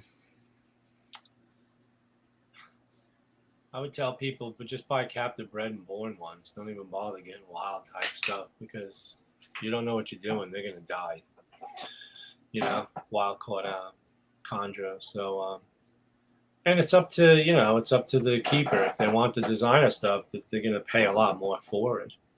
If they want to get something entry level, they can get a captive bred and born chondro, like a Biak or something, is like $1,000 if it's a true captive bred and born. Yeah. So yeah. I tell people the same thing, Vin. I think it's excellent advice. I've sold higher end designers for first time green tree keepers, but it's not what I recommend. I recommend exactly what you said. Captive bred your first snake. You don't have to spend $2, $3, $4, $5 on a captive bred chondro. Make sure get your feet wet. Make sure you like it. Maybe you're not even gonna like the species. Right. Mm-hmm. Yeah. Learn how to take care of it. Yeah. Yeah. Like I was saying before, I mean, you let them dry out once or twice, and they could be done. So you cook them under a light bulb and you dry them out in an Exoterra, and and you're wondering why they're not shedding and stuff like that. So it's like, just learn. And I'd like to emphasize the fact that a lot of people should take advantage of like a mentorship, and Definitely. apprenticeship, because this discipline, I call it, it's not a hobby for me, it's more of a discipline, is something that you need to learn from somebody that's been doing it. Now, I didn't have that luxury of growing up. I mean, for me, the only guy I knew that was breeding snakes commercially was Eugene Bissett, but he lived in Florida and I lived in New York, and I talked to him on the phone and I bought stuff from him in the 80s, but I didn't know who he was until I met him in Orlando. But I couldn't spend time in his facility and see what he was doing, So for somebody who's seasoned doing it for a while, you should take somebody under your wing and show them what's going on, because this is a discipline that requires that type of learning. It's not something that you're just going to read in a book. I don't think, some people think, oh, I'm just going to read online and I'm going to follow these forums and I'm going to know everything. And I'm 15 years old. It's like, well, or even if they're adults, it's like, you really need to see how somebody does it for real, does it. And then you extrapolate from them what you like. When I first started doing this full time, back in the mid 90s, late 90s, I started visiting people that were breeding snakes, also just to see how they did it. I remember visiting Pete Hall. I visited Eugene. I visited a couple guys down in Florida that aren't even breeding snakes anymore. And, you know, I knew Tom Burke back then. I would go to his house just to see what he was doing. And the most I got out of those guys was just to see how they set up their animals, see how they were feeding them, see what kind of seasonality they had, and just to get an idea, you know, like Tom Burke lived near me, so we lived in the same environment, so to speak. So I figured that out. So I would tell young people who are getting into this, find somebody as a mentor and try to learn as much as you can, and you know, go from there. Like Kenny was the first guy who came up to me and was like serious about, I want to breed snakes, and I may want to do this to make a living one day. And I was like, all right, I'll show you what I know. I'm not doing this forever, you know. Right. I'm not gonna have my arc forever. Somebody else has got to take it over, you know. Yep.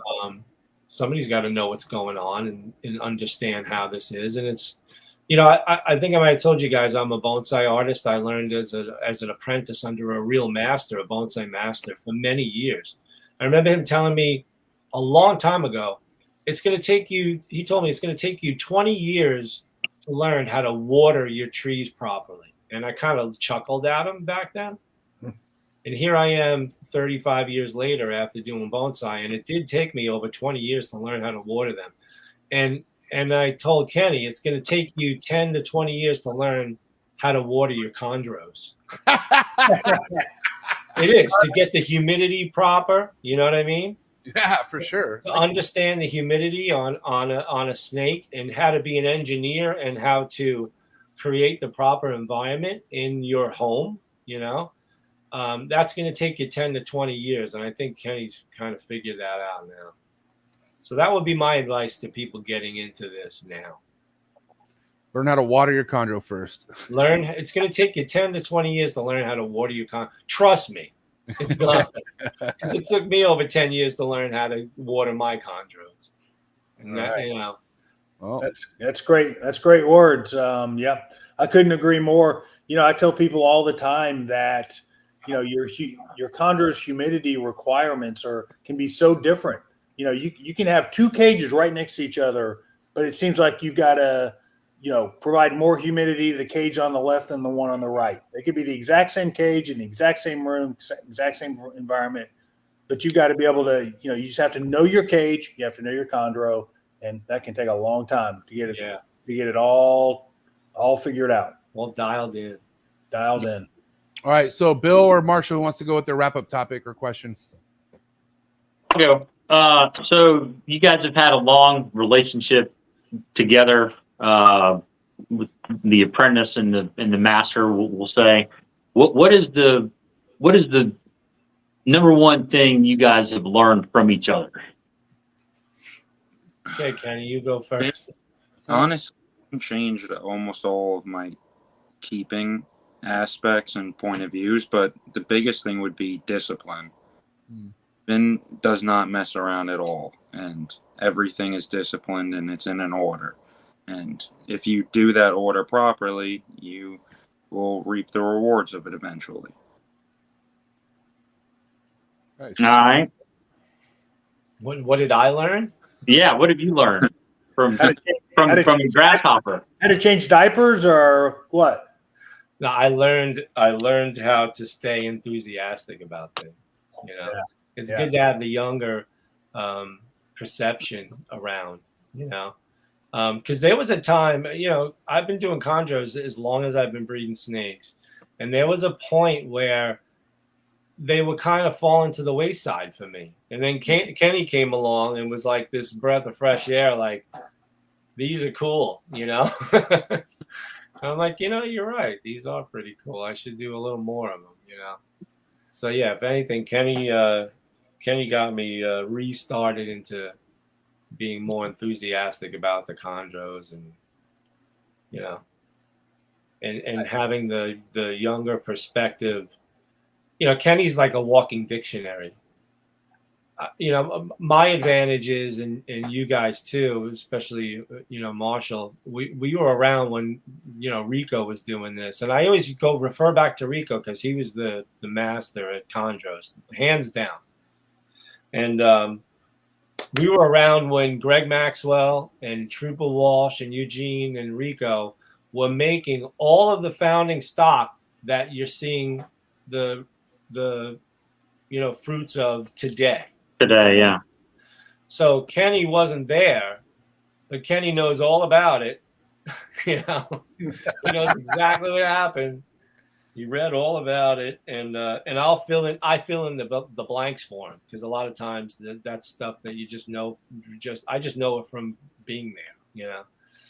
So and sometimes it's good, even like at my day job, there's been people that have been doing it for 50 years, and then you get somebody who's young and you think they don't know anything, and they bring a fresh set of eyes, and it's like, oh shit, like, why have I been doing this way for so long? This is a better way.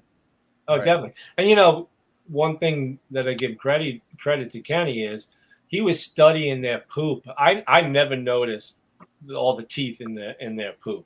Shit. Yeah. And Kenny noticed it a long time ago, and he brought it to my attention, and I was like, that's something interesting, It's like, what's going on there with all the teeth in the poop? So. You want to know how I noticed there was fucking teeth in the poop? One time I was cleaning up with gloves, and those fucking teeth went right through the goddamn glove.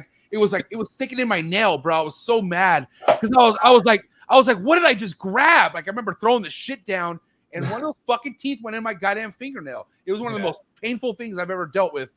Worse than any chondro bite. I gotta say, that sucked that bad. Right. Yeah. All right, Bill. What's your wrap-up question? So it's kind of interesting, the age gap in you two guys. I personally often struggle with like what I think my role is going to be, let's say 5 to 10 years down the road. What am I going to be doing if everything goes great? So what do you guys think, that your future looks like, maybe say the 5 to 10 year time horizon? And Vin, I would ask you first, since you're the older of the two, what does your 5 to 10 year time horizon look to you if things go just the way you would want them to go?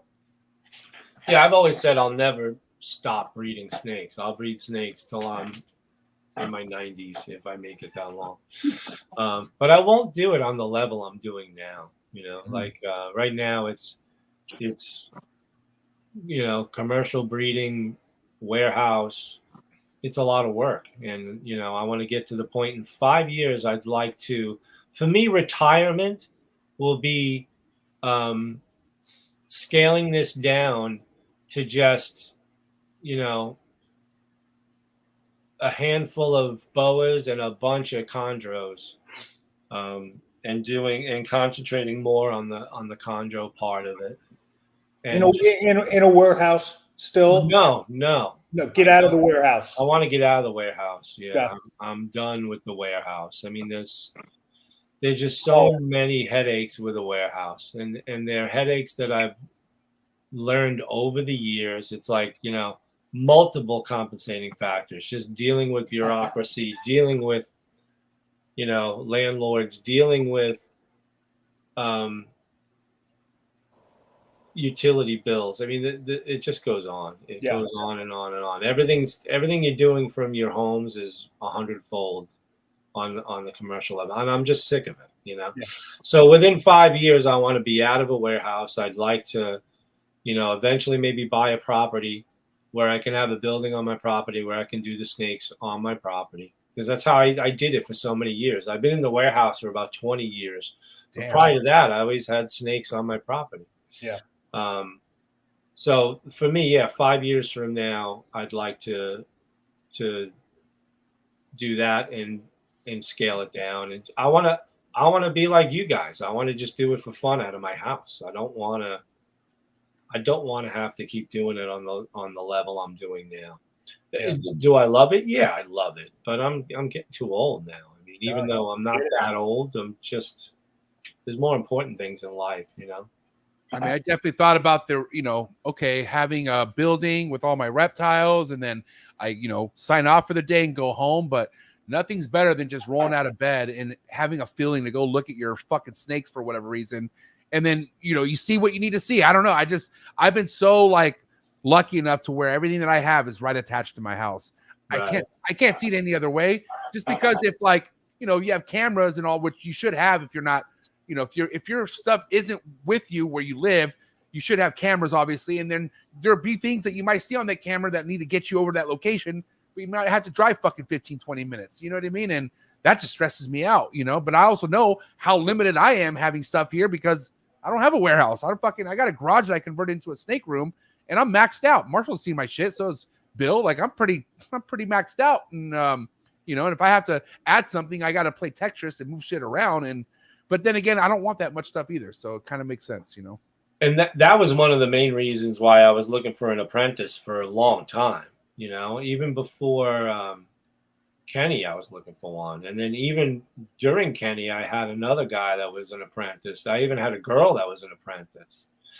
And both of them were great at snakes, but they weren't going to end up doing that for a living, And so, but what I'm getting at is the advantage of having the apprentice is now if I want to go on a weekend trip, I can say, hey, Kenny, here's the keys. You're watching the animals for the weekend.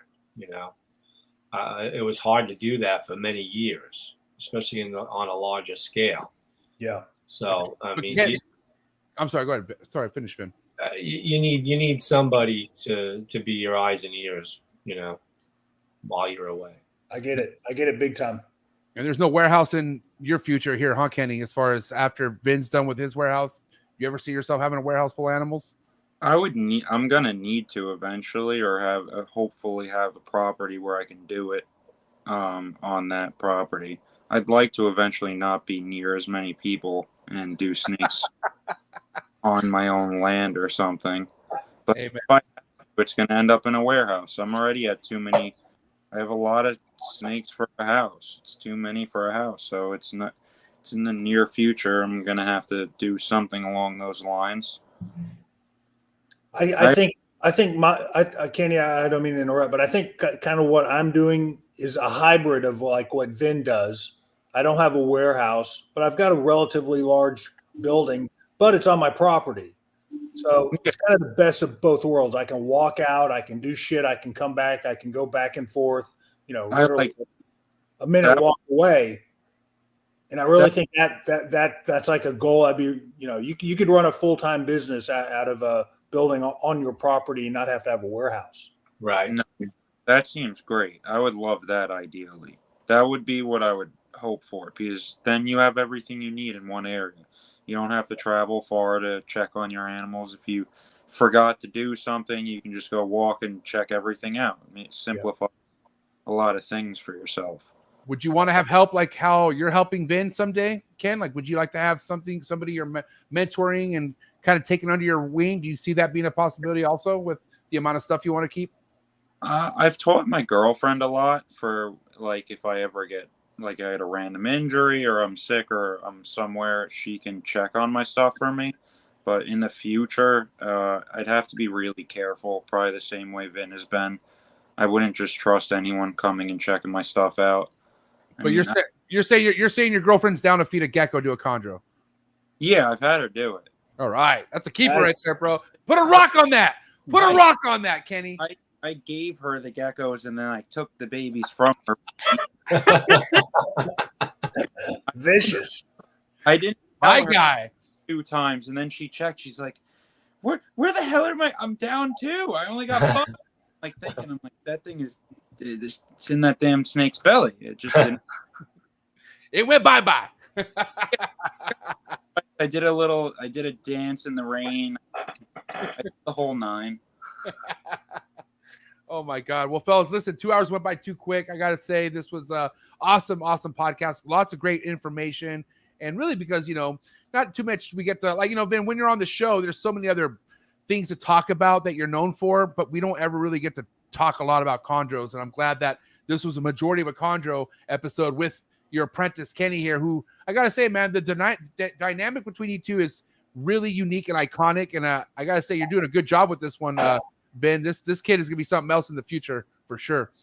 Yeah, I think so. I mean, I can tell. I mean, he knows what he's doing. He knows how to breed snakes. I mean, he bred chondros when he was just a child. I mean, yep. Not a lot of guys could do that. So that was his first test. Right. 13, right, Kenny? Your first clutch? Remind me your first clutch? 14. Yeah, 14. And you were on you left school or so. Remind me the story. What was the story? You were at school when it was down? I found out there was eggs in there, and I right away. I wasn't back. All right. Well, listen, guys, do me a favor. Please go follow Vin Russo, Cutting Edge Herps on IG, and Island Morelia on IG as well. Is that's your page, correct, Kenny? Island Morelia? Yeah, thank you. And that's when you guys are both the most active there nowadays. That's if people want to be on top of what's happening, you would say, Vin, go to your IG page, correct? Yeah, I do both the Instagram and the Facebook. They're kind of linked though, so if I put something on there, it's on the other one too. But I just started a TikTok also. Oh damn! What? Snap. Wow. Russo on TikTok? It kind of goes against everything I believe in. Are you dancing? Like, are you like, what are you doing? I'm confused. I do little skits. No, I'm only kidding.